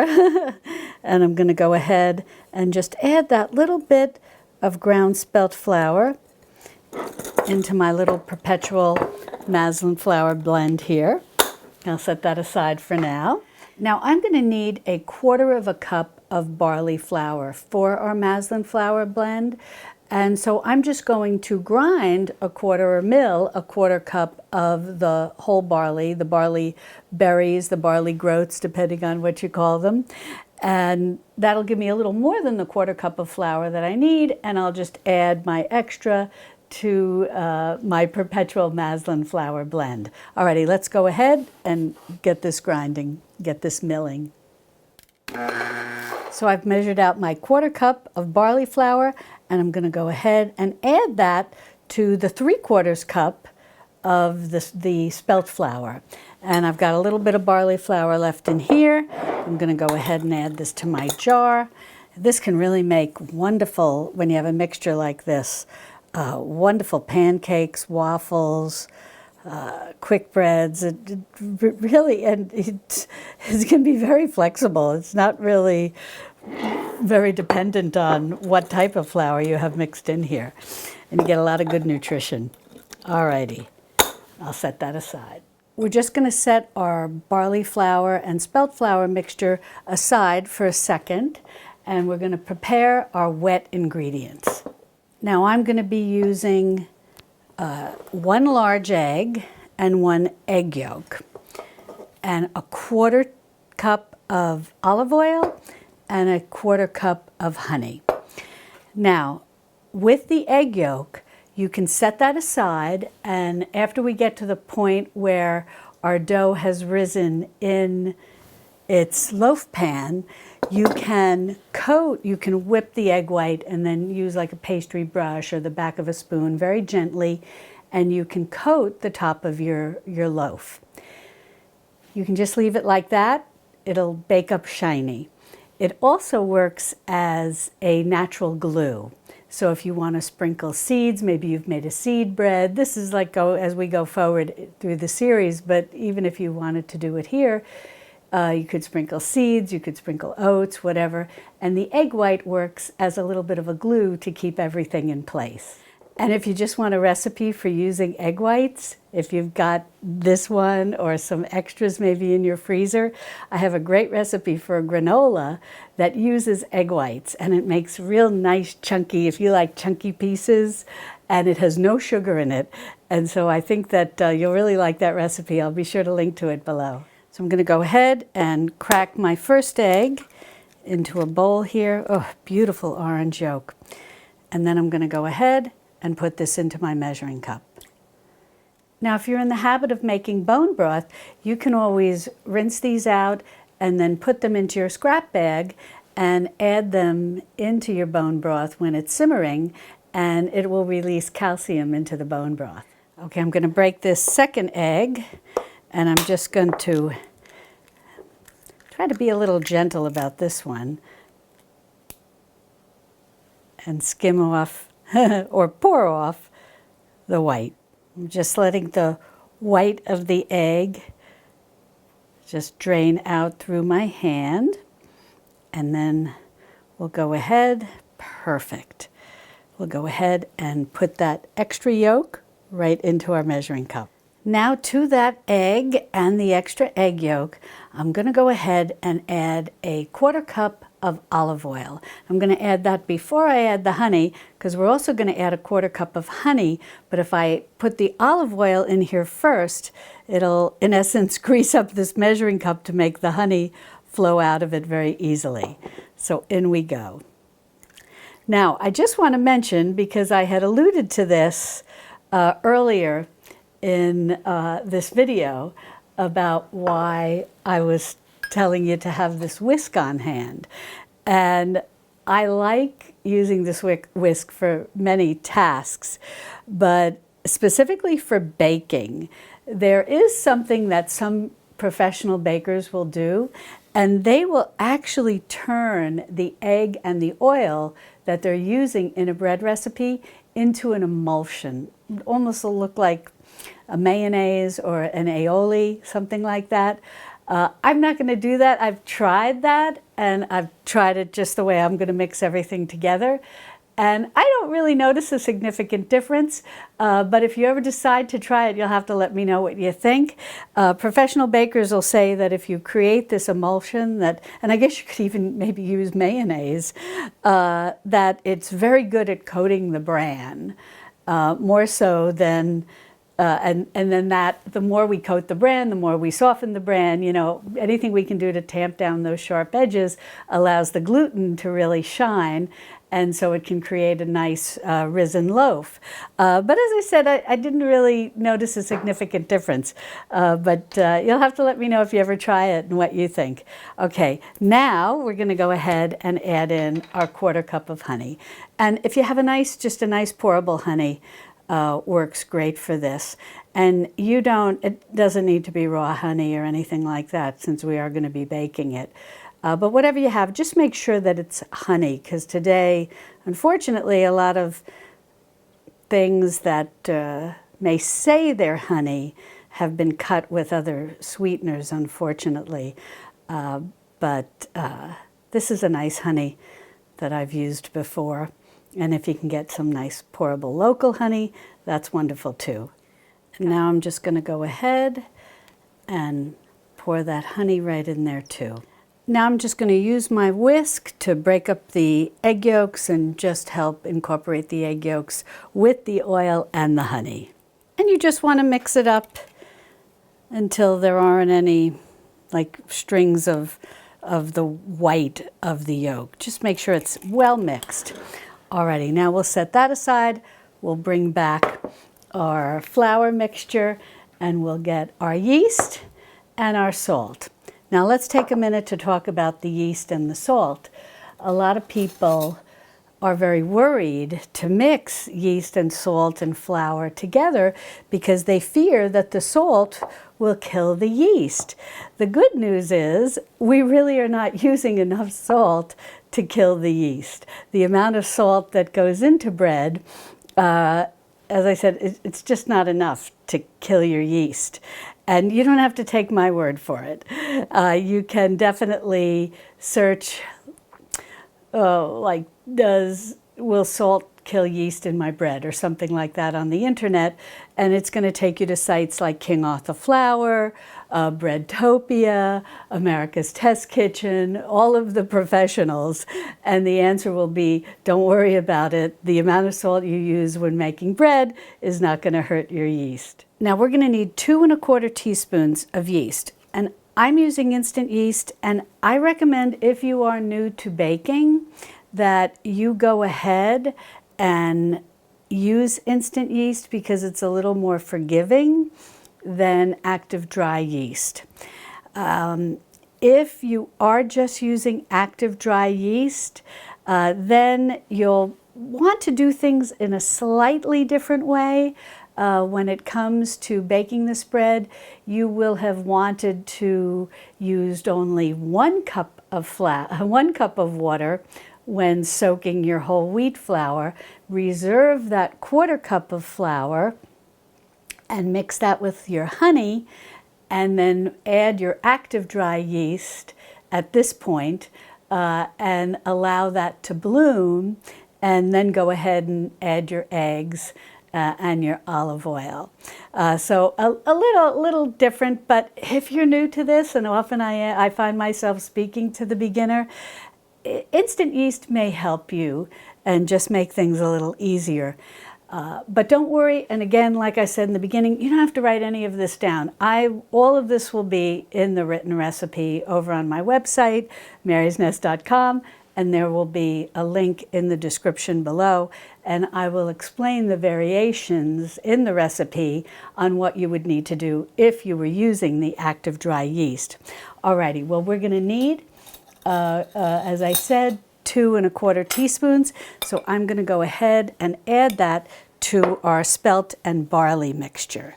So we have 1 teaspoon, and then we got 2 teaspoons, and we've got our 1/4 measure. Okay, now what do we want to do about the salt? I find that whole wheat needs a lot of salt to taste good. And so I like to use 2 teaspoons of just a fine ground sea salt. But you can use whatever salt you have, just nothing that has a real coarse grain to it. A good, nice sea salt like this, I really like this one, the fine ground Celtic sea salt. And as I said, I'm going to do 2 teaspoons. If you want to do 1 teaspoon, 1 1/2 teaspoons, you can certainly do that. And as a matter of fact, I have often received questions because people are on very salt-restricted diets, and they're very worried about salt in their diet. And can you make bread without salt? And yes, you can. Tuscany is famous for it, for making bread without salt. But something that I find kind of funny, you know, I'm of Italian heritage, so I'm familiar with these things. And I got a chuckle out of my neighbor who went with her husband and another couple, and they rented like a little villa in Tuscany, and they were all happy and excited. And she said, "Oh, I was so looking forward to the bread." And then we ate the bread, and they were in a little town and very authentic, you know. And she said, "The bread, this tastes very bland." And I said, "Oh yeah, they don't put any salt in their bread." And she said, "Why do they do that?" And actually, maybe now there are different places where they do put salt in the bread, but it goes back to like years and years, I don't know, maybe the Middle Ages, I'm not even really sure, where the salt was taxed. And so the Tuscans didn't want to pay the tax, so they said, "We're not going to put salt in our bread."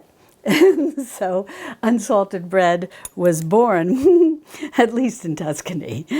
But so yes, salt is not required when baking bread, but it definitely helps in a lot of ways. It does do a lot of good things in terms of giving the gluten time to develop without being rushed. It can slow gluten development, but sometimes that's a very good thing. So things don't like overproof or over ferment. But as I said, if you want to go salt-free, you can. I do recommend, you know, often if you can make this recipe this way the first time, see what you think, see if you like it, and then you can make adjustments on future loaves. But I have found 2 teaspoons of salt in this is really good.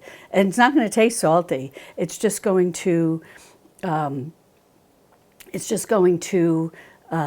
create a nice flavored whole wheat bread. So I've got my 2 flours in here, my spelt and my barley. I've got my yeast over here. I've got my salt over here. Now I'm going to take my whisk, and I'm going to give this a really good whisking to fully incorporate all of the ingredients together. Get that salt well distributed, get the yeast well distributed, and it's going to be perfect for our next step. I'm just going to keep whisking this just a little bit. maybe I go a little overkill, but I like to do this for about 30 seconds. Sometimes I'll even just get into a little bit of a, what do people say, in the zone, and sometimes I'll even find myself whisking it for 60 seconds. Alrighty, well that should be good. Now I've got my soaked whole wheat flour, which I've brought up to room temperature, and all I'm going to do is just kind of move this around a little, just to kind of open it up a bit, to make it a little easier to work with. Now you will see this is nowhere ready to be bread dough. It's, if you tried to do the window pane test, which we'll talk about later, it's just going to tear. This is not ready. So what we're going to do next is go ahead and sprinkle in the rest of our Maslin flour blend along with our salt and our yeast. And then we're going to go ahead and add in, well, I'm going to get a little spatula too to make sure I get every little last bit of this out. Okay, I got my spatula over there. So now I'm going to go ahead and just pour my egg, honey, oil mixture right into that bowl. And then I'm just going to use this little spatula to get, to get every little last bit out. I don't want to waste any of this goodness. Now if you want, as you'll see, my hands are wet. You can get in here with wet hands and just start mixing. But we can also use the dough hook. But I'm eventually going to be getting in there with my hands because it's just going to be easier to work with. Now I'm going to get in here with my clean hands and I'm just going to work everything together. It's a mushy job. And if you have kids around who have clean hands, this is a good job for them too. And I think they'll really like it. Now I know initially you're going to feel like, oh my gosh, this is really loose. I want to add flour. Resist the urge to add any flour. And just keep mixing until it basically comes together like this. And yes, it's going to be a shaggy dough. Look at that, right? It's going to be sticky and shaggy. But don't worry, we're going to transfer this out onto our board. And we're going to, we can, as I said, we can wet our hands. Usually with whole wheat doughs, and this is not a no need, people will usually, as I said, a little semolina flour can work wonders. Some people will oil their hands and oil their board, but I'm just going to use a little semolina flour, and I think that's going to be perfect. But I want to show this to you so you can see, once you mix everything together, what this is going to look like. So it's kind of gooey, kind of mildly stretchy, but it's breaking. You'll see that. But you're going to see what it's going to turn into after we knead it. Now I'm going to hand knead because I want to show you over 8 to 10 minutes what happens. We're going to take breaks, we're going to stop, we're going to say, okay, this is what it's going to look like at 2 minutes, 4 minutes, so on and so forth. But take somewhere between 8 to 10 minutes for hand kneading. Sometimes, you know, I'm saying 8 to 10 minutes with a hand kneading. Maybe it's going to take us a little more. Unlikely a little less. Sometimes with a stand mixer and a whole wheat dough like this, it could take 7 to 9 minutes, but sometimes it'll take 10 minutes. And if it takes 10 minutes in your stand mixer, chances are it's going to take us a little longer to hand knead it. But there's variation. So if it's the first time you're making a whole wheat bread and the first time you're using a stand mixer to knead the dough, I'd stop it periodically just for your learning process. It's unlikely that it would be ready at 4 minutes, but stop it, pull it out, do the window pane test, which I'll explain as we go through the kneading process, exactly what that is. And then just proceed and maybe stop every minute, check your dough, see how it's doing. And once it passes the window pane test, then you'll know you've sufficiently kneaded it. Now, if you have this plastic bench scrape, this is a great time to use it because this can really help get this kind of very sticky dough out of the bowl along with any, and I've got my board is floured. It's floured with the semolina.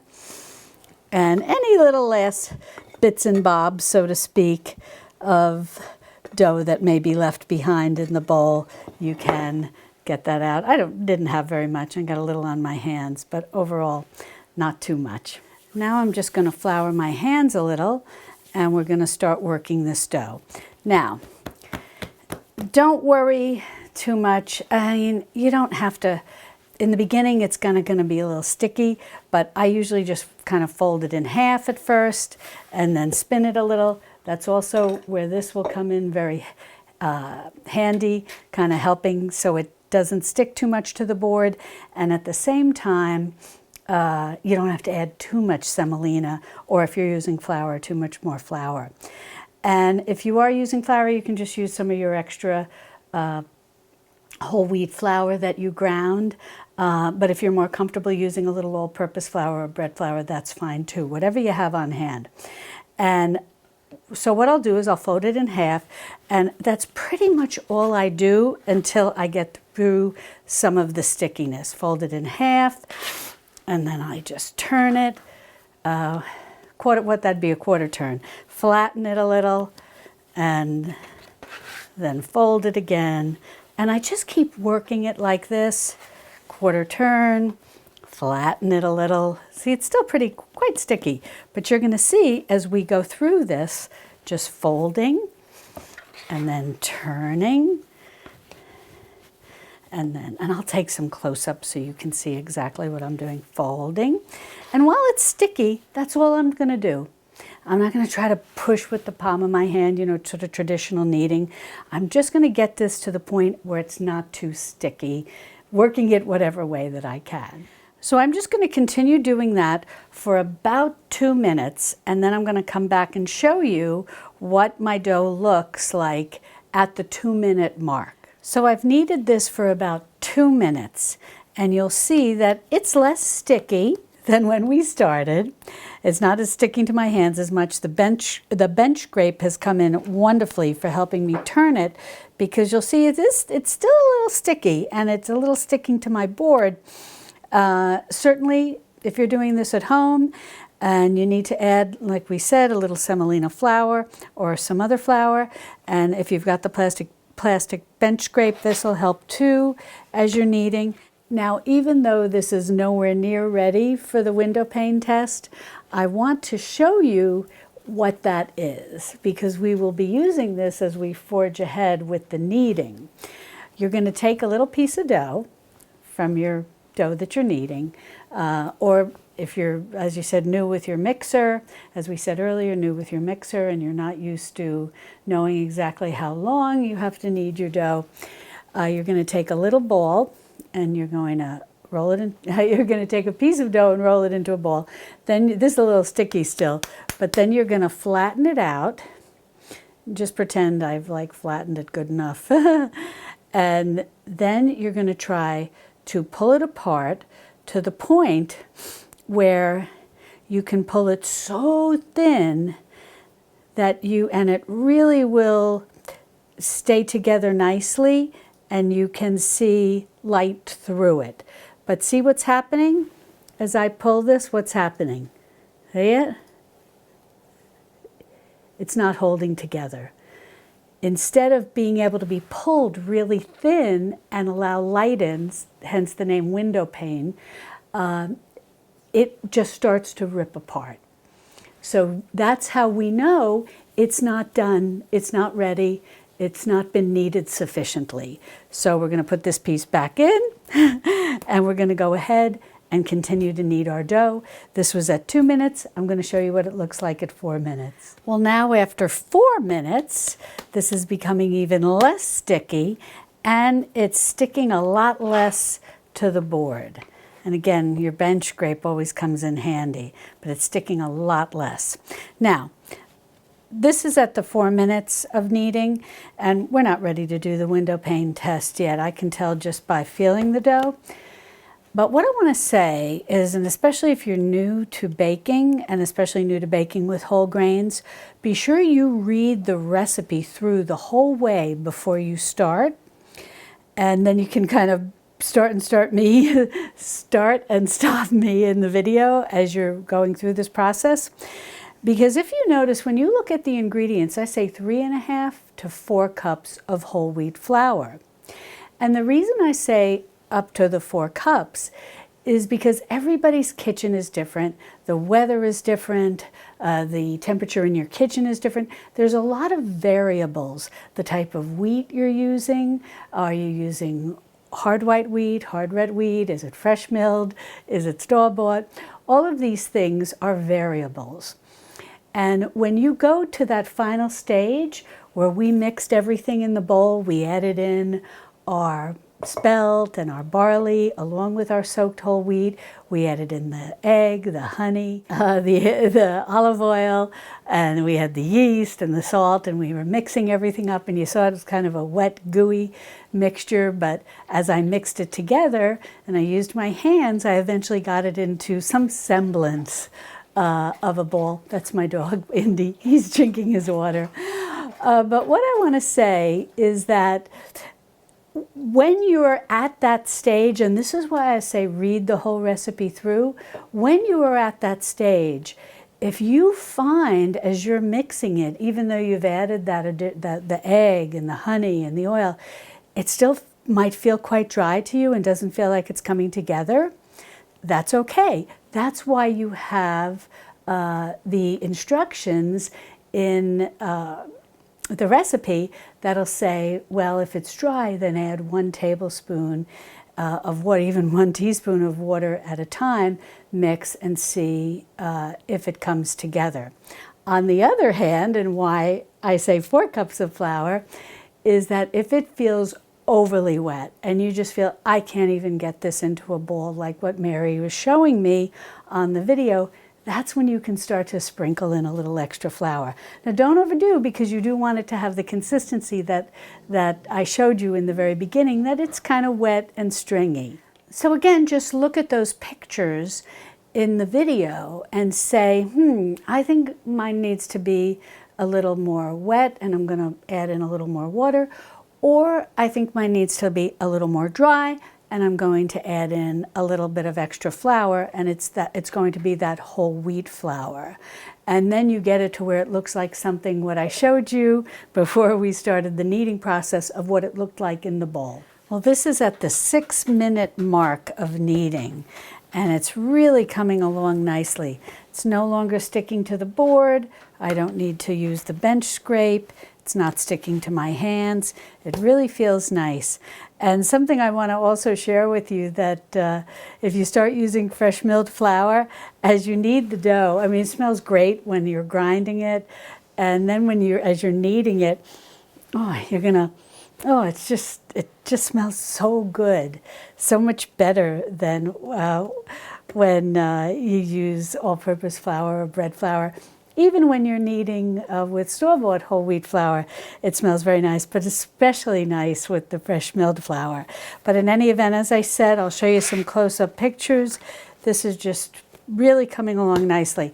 Now, this is at the 6-minute mark, but I can tell this is not ready for a window pane test. So I'm going to knead this another 2 minutes, and then I'll show you what it looks like at 8 minutes. So here we are kneading at the 8-minute mark. Dough looks great. It's not sticking. It's not sticking to my hands. I can knead it comfortably. And I've just pulled off a piece. I can kind of tell, I don't think it's ready for the window pane test, but you never know. So let me show you. I took a piece, just rolling it into a ball here.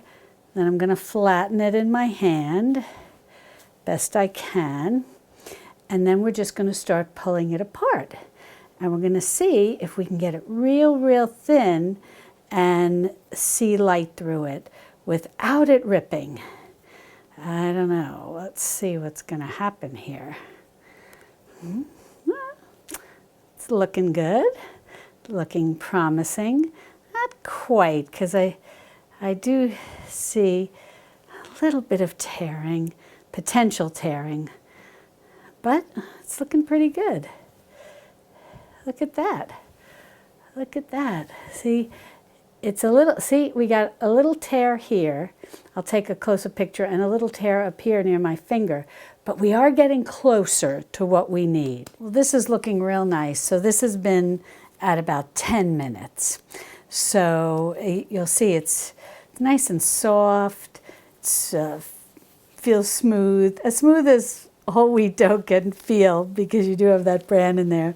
But it's just easier to deal with, easier to handle, easier to squeeze, easier to knead, everything. And you would just be doing, and I mean, I really don't do anything fancy.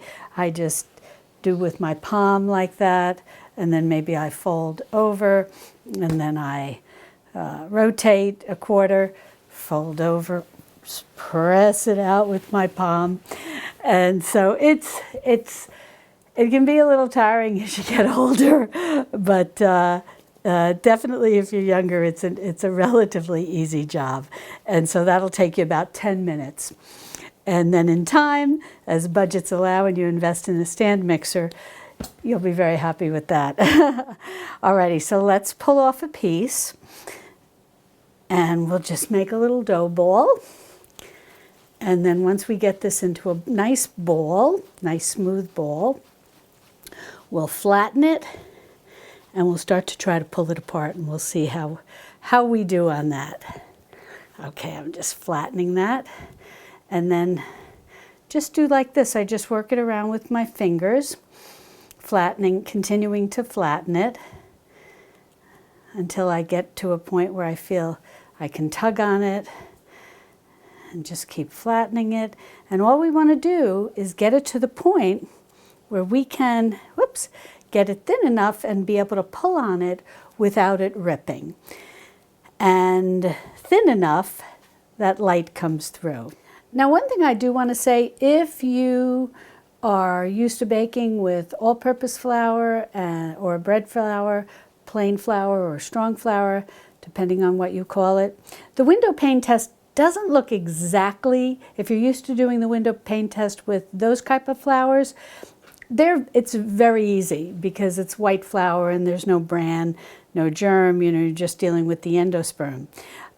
With whole grain flour, you're going to see the specks of bran and all, but the bottom line is you just want to get it thin enough so that if you hold it up to the light, and you can pull on it without it ripping, and the light's coming through it, even though it's all speckled, that means that you have kneaded it enough. Now, I'm able to get this fairly thin, but I am getting a few little holes, but they're very small.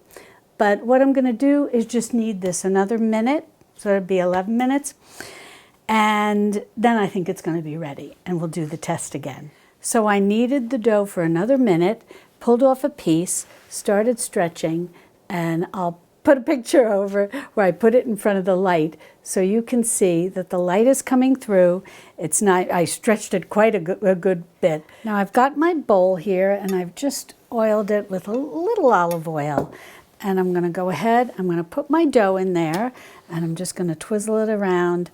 I'm going to turn it upside down, get every little bit of my dough covered with the olive oil. That'll keep it from developing any kind of crust while it's proofing. Alrighty, that looks great. Now I'm going to cover this, and how long this is going to take for the first rise is really going to depend on the temperature in your kitchen. It could take maybe 90 minutes, maybe a little less. It really depends whether you have a warm kitchen or a cool kitchen. If you have a very cool kitchen, this can sometimes take almost double 90 minutes. Sometimes this can take up to 3 hours. It really is very variable, but it's something that you're going to learn as you bake more of these breads. Now, what are we looking for? Many times when you're using plain flour, white flour, all-purpose bread flour, whatever the case may be, you'll hear the expression, look for it to be doubled in size. With 100% whole grain dough, that doesn't always apply. Sometimes it'll only maybe look about 1.5 times in size, and it really, you just kind of got to eyeball this. And other times you'll hear about the finger poke test. Now, that also doesn't work really great with 100% whole grain flours. The finger poke test is where you take your finger up, your pointer finger up until the first knuckle, put it into your dough when you think it's properly proofed, properly risen, and if it just springs back real fast, that means it needs a little more time. If it stays completely indented, that means that it's overproofed, but don't worry about that. You know, I always, if you're using all-purpose or bread flour and you overproof it, it's not going to be the end of the world, and people are just going to be happy you made bread. But in any event, the middle ground is if you poke it and it slowly comes back, that's usually meaning that it's perfect. It's perfectly proofed. The problem is that's not always the case. Oh, it's my dog, it's dinner time. That's not always the case with whole grains. So what I generally recommend is that you keep an eye on it. It's probably going to take, you know, if you have a proofing box or a proofing oven or a nice cozy kitchen, maybe around 90 minutes. But you can start looking at it at 30 minutes and then at 60 minutes. And what you're going to look for is something that just looks like it's puffed like a pillow. It'll be sort of domed and it'll look puffy. And when you go to touch it, it'll feel soft. And the reason that I don't necessarily think it'll be ready at 30 minutes, because we are using whole grain flour, but I recommend that you do this, especially if you're new to baking with whole grain flour, so that you start to see exactly what's happening. You can see what it looks like at 30 minutes. You can see what it looks like at 60 minutes. You can see what it looks like at 90 minutes, and so on and so forth. So what I'm going to do is I'm going to put this cover on. I'm going to put this back on my counter, and I'm going to show it to you when I feel that it's properly proofed, so then you can get a feel for what your dough should look like. Well, this is what you're looking for. Something that, as I said, has a nice dome to it and is a little puffy. Now, given that this is 100% whole grain flour, when you touch it, if you're used to making breads with all-purpose or bread flour, it'll feel puffy, but slightly firmer than what you might be accustomed to. But this, if you get your dough looking like this, where it kind of looks like a pillow, somewhat domed, this is perfect. Now, what I want to reassure you about is if you're never quite sure, oh, does it look about 1.5 times bigger?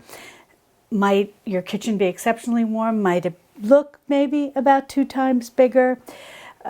Whatever the case may be, always err on the side of less, because less is more. It's better if you underproof a little, because you'll be doing a second proof in the loaf pan. So always better to err on the side, like I said, less than more. So if something like this that we started with had risen, it's unlikely, but say it had risen up to this whole bowl, I would know that it had overproofed. But again, I don't worry about these things, because even overproofed bread can still be baked. And is it going to be as perfect as one that was properly proofed? No, but it can be used for something. So as you're learning and going on this journey, I don't want you to stress if something is a little overproofed or even a lot overproofed. Just forge ahead and do the best that you can. But this is basically what you're looking for, something that just looks puffy like a pillow and has some softness to it. But as I said, because it is 100% whole grain, it's going to be a little firmer than what you might be used to if you're baking with all-purpose in the past, if you've baked with all-purpose or bread flour. Now we're going to remove this from the bowl, and we're going to punch it down, remove it, flatten it, and then start to do like a tuck and roll to get it into our loaf pan. But I want to share a tip with you that my sweet friend Michelle shared with me. I think many of you are familiar with her.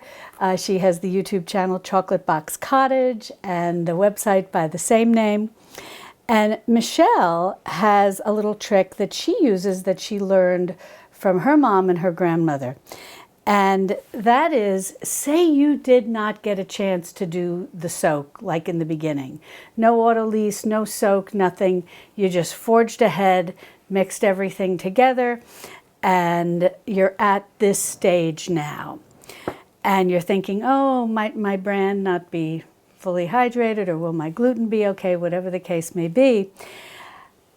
She will punch this down and shape it in a ball again, and then give it a second rise in the bowl. So the third rise is in the loaf pan.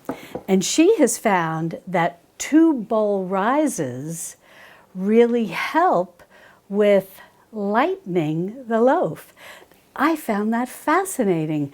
So that's something we'll definitely have to try in the future. And if you've tried that in the past, if you're an experienced baker with whole grain flours, and you've tried the double rise in the bowl, let me know in the comments below. Alrighty, well, I'm going to punch this down. Oh, it seems quite lovely. And because I had oiled the bowl, I'm not going to flour the board because we do have some nice oil to this. I'm going to move this out of the way so you can definitely see what I'm doing. We want to flatten this into basically something that looks like a letter, about 8.5. Some folks will use a rolling pin, or you can just use your hands, whatever the case may be. You just want to get it into some semblance of a rectangle that's about 8.5 by 11. Now again, with everything that I tell you when we're baking, it's not an exact science. Just do the best you can to get it into some semblance of a rectangle. Alrighty, I used my rolling pin just to make the job a little easier. Now, when you roll this up, if you just start, say, at the top and you work towards yourself, sometimes what can happen, it can start to really get a little unruly and a little wide, and wider than what we want to be able to fit into our loaf pan. And then we got to do a lot of tucking and a lot of odd things like that. But there is a tip, and you will see this all around on baking websites like King Arthur and Breadtopia and America's Test Kitchen. I know they do everything, but when they talk about baking. And a little trick that a lot of them share is to take the top of your bread and just fold it sort of triangularly, making your what originally started as a letter now looking kind of like the roof of a house. Now as you start to roll this top part doesn't wind up getting too flattened out, so to speak, and bulging when you're halfway down your dough. So now we start rolling. And how you roll dough to get it ready to put into your loaf pan is really quite simple. You literally just start rolling it towards you. And the reason why most professional bakers will, when they're teaching this, will explain that we should, as home bakers, roll towards us, is that it can give us a little better control to do the tuck and roll. And the tuck is just to help tighten everything. Like if you're making those boules and you're rounding it and pulling and rounding, you want some tension in your dough. That helps with the rise. So basically I use my thumbs and I'll take overhead shots of this, and I just start with my thumb and I'm going to roll this in, and when I roll it in, I'm going to tuck a little. So as I said, as I continue rolling this, I'm also going to overlay pictures of me rolling this, and hopefully I exaggerated the movements a little so that you can see when I tuck. Yeah. And that's basically what you're doing. You're just trying to create some tension up here. So there we go. And then we go a little more, and we tuck, and we tuck, and we tuck, and we tuck, we tuck, and we keep rolling. There we go. And now we have this beautiful roll that's nice, and you'll feel it. It's nice and tight. Now, with the ends, we want to pinch. We just want to pinch them in and just tuck them a little more. Now what we're going to do is gently, as possible, try to pick up our loaf, and then we're just going to put it right into our loaf pan, seam side down. Now I also wanted to mention that my loaf pan was buttered and floured with semolina. So people have mixed emotions about this, whether they do butter and flour or they feel, especially when doughs are made with olive oil, is there enough in there? Do you need to maybe just sprinkle a little semolina on the bottom? I just buttered and floured, but as you can see, getting my loaf in, I kind of knocked off a lot of the butter and flour, but I'm not going to worry about it. Okay, so we've got this in our loaf pan. Now I'm going to cover this, and we want this to rise just until it's about 1 inch over the rim of this pan. Now I know some like food blogging sites or baking sites, not the professional ones like King Arthur Flour, will talk about letting it rise up 2 inches above the rim of the pan. And their breads look very lovely, but I have not had so much luck with that. I find that 1 inch above, it'll be kind of crowned in the middle, domed, and a little lower, usually, or sometimes. I'm telling you, it's not an exact science. But I have found that about 1 inch above the rim of the pan with kind of a nice little crown in the middle works perfectly. Sometimes I've found anything more than that, it'll wind up collapsing. So let's let this rise. I'm going to cover it.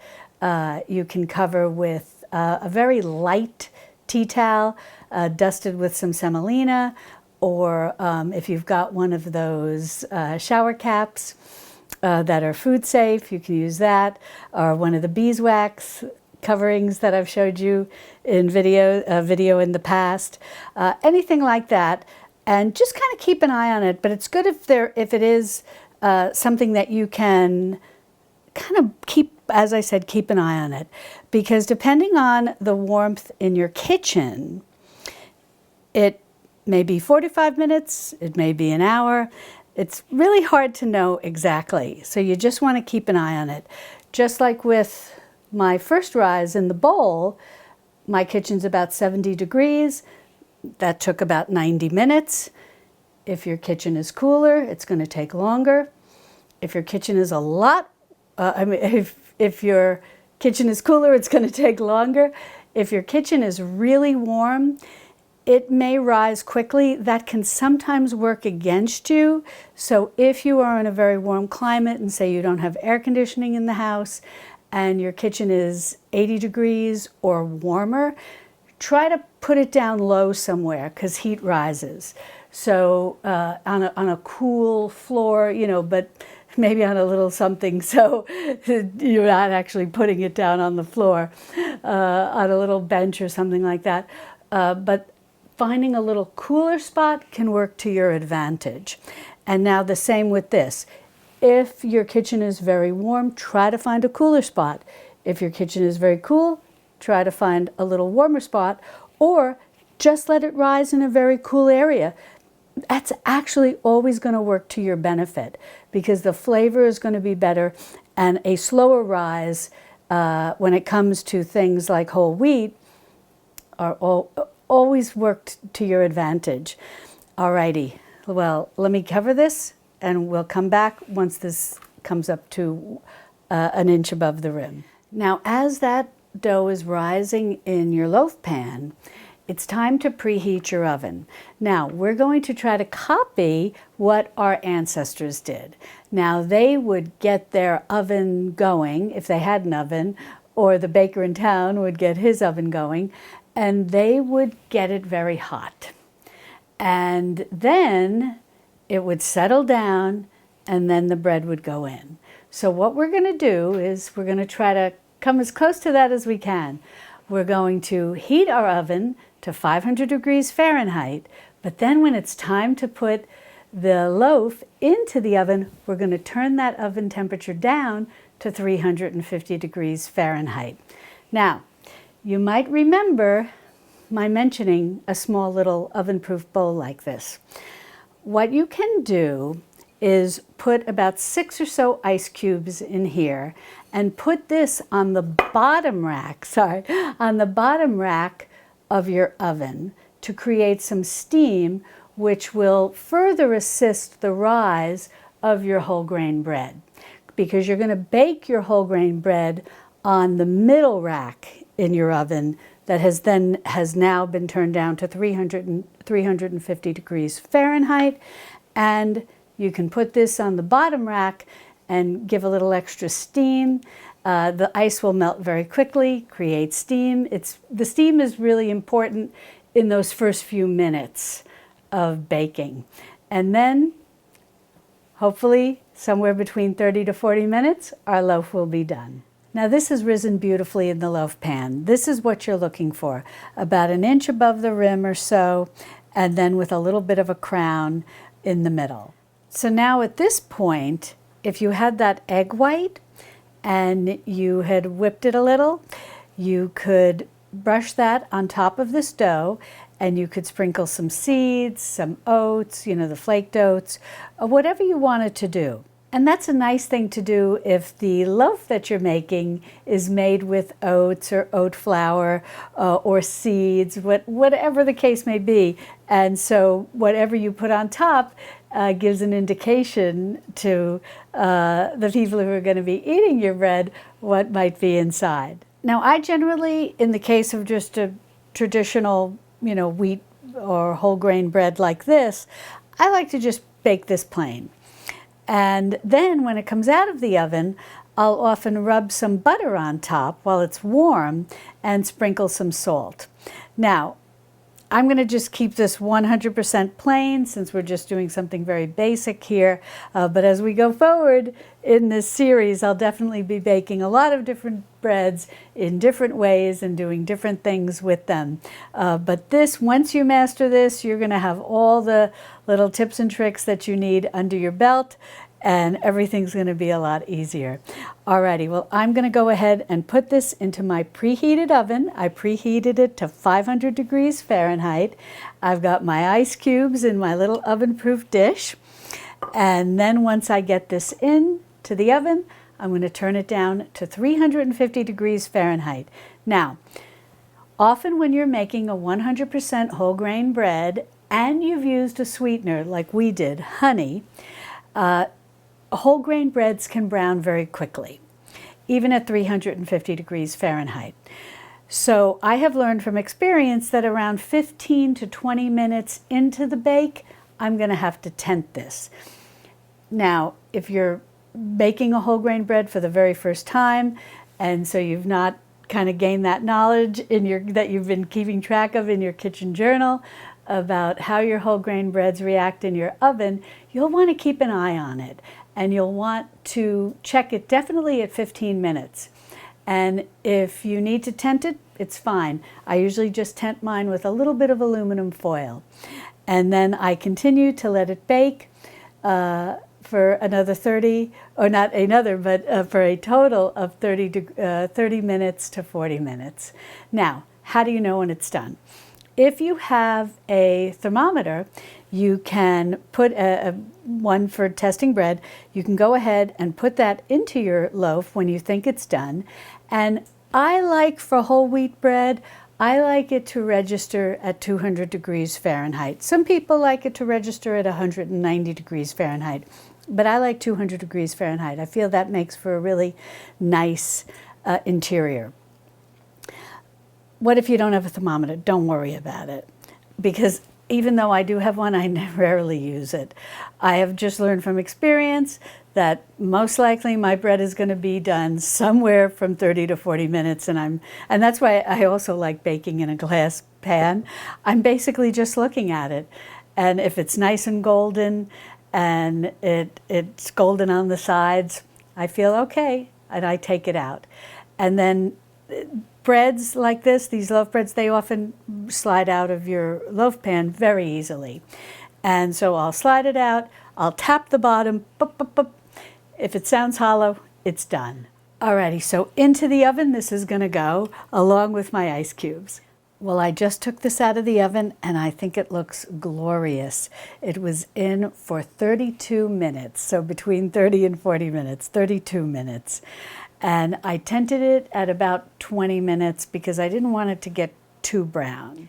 Now this isn't going to be as dark or as golden as a loaf made with hard red wheat. You might remember we used hard white wheat, so that's a lighter flour to begin with. So that's why I was a little conscious of not letting this get too brown. I wanted to just be an appropriate golden color that's appropriate for when you make breads using hard white wheat. And I tipped it out and over, and I tapped the bottom, and it sounded good. So I'll do that again for you. It's a little hot. I had to be careful. Ah!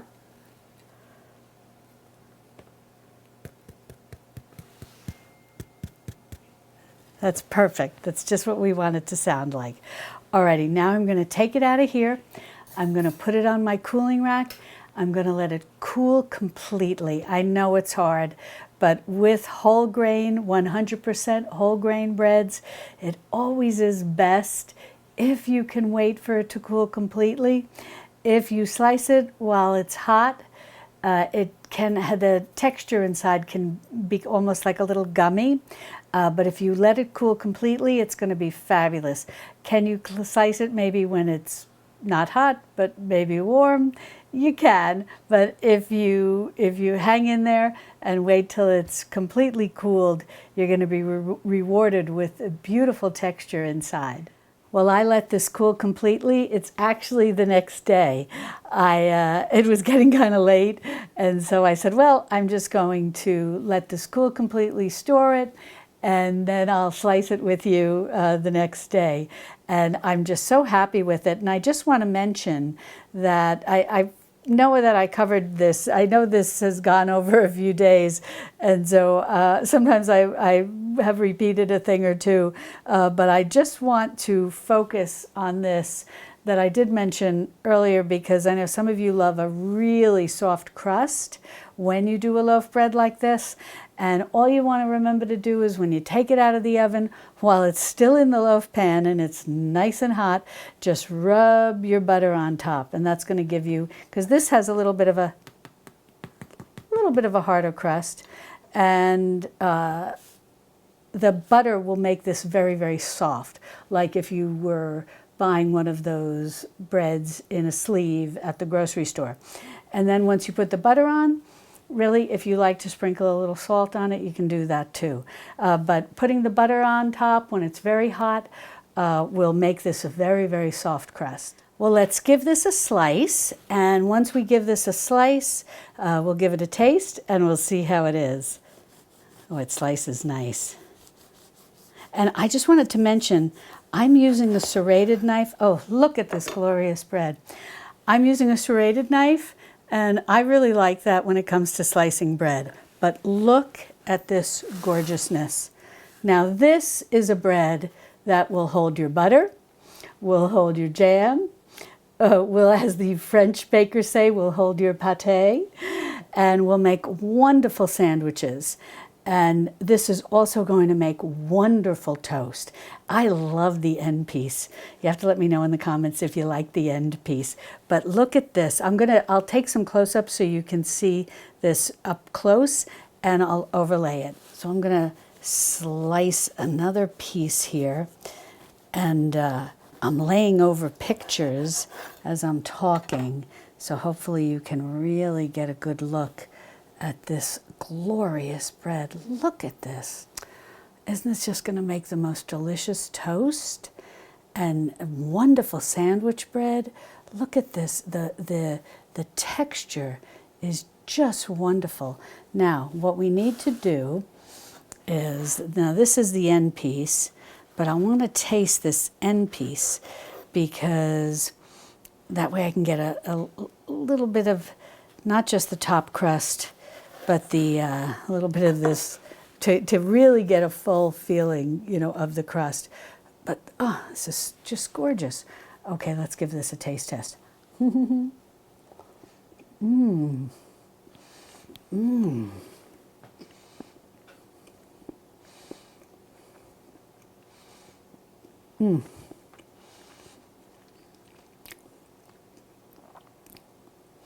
That is so delicious. I think you're going to really love this bread. You're going to love whole wheat, and you've also got the nutrition of the spelt in there. You've got the barley, which brings a lovely little bit of sweetness that you can catch. That's a little more than what the honey brings. And something I also want to share with you that I think you're going to really like about this bread, with the combination of the white whole wheat, the spelt, and the barley, plus the soaker we did of the whole wheat in the water and the orange juice, you get no feeling of the tannins that you can sometimes get with whole wheat baked goods, whole wheat bread, or other whole wheat baked goods. It's a very gentle, flavorful, just a delightful bread.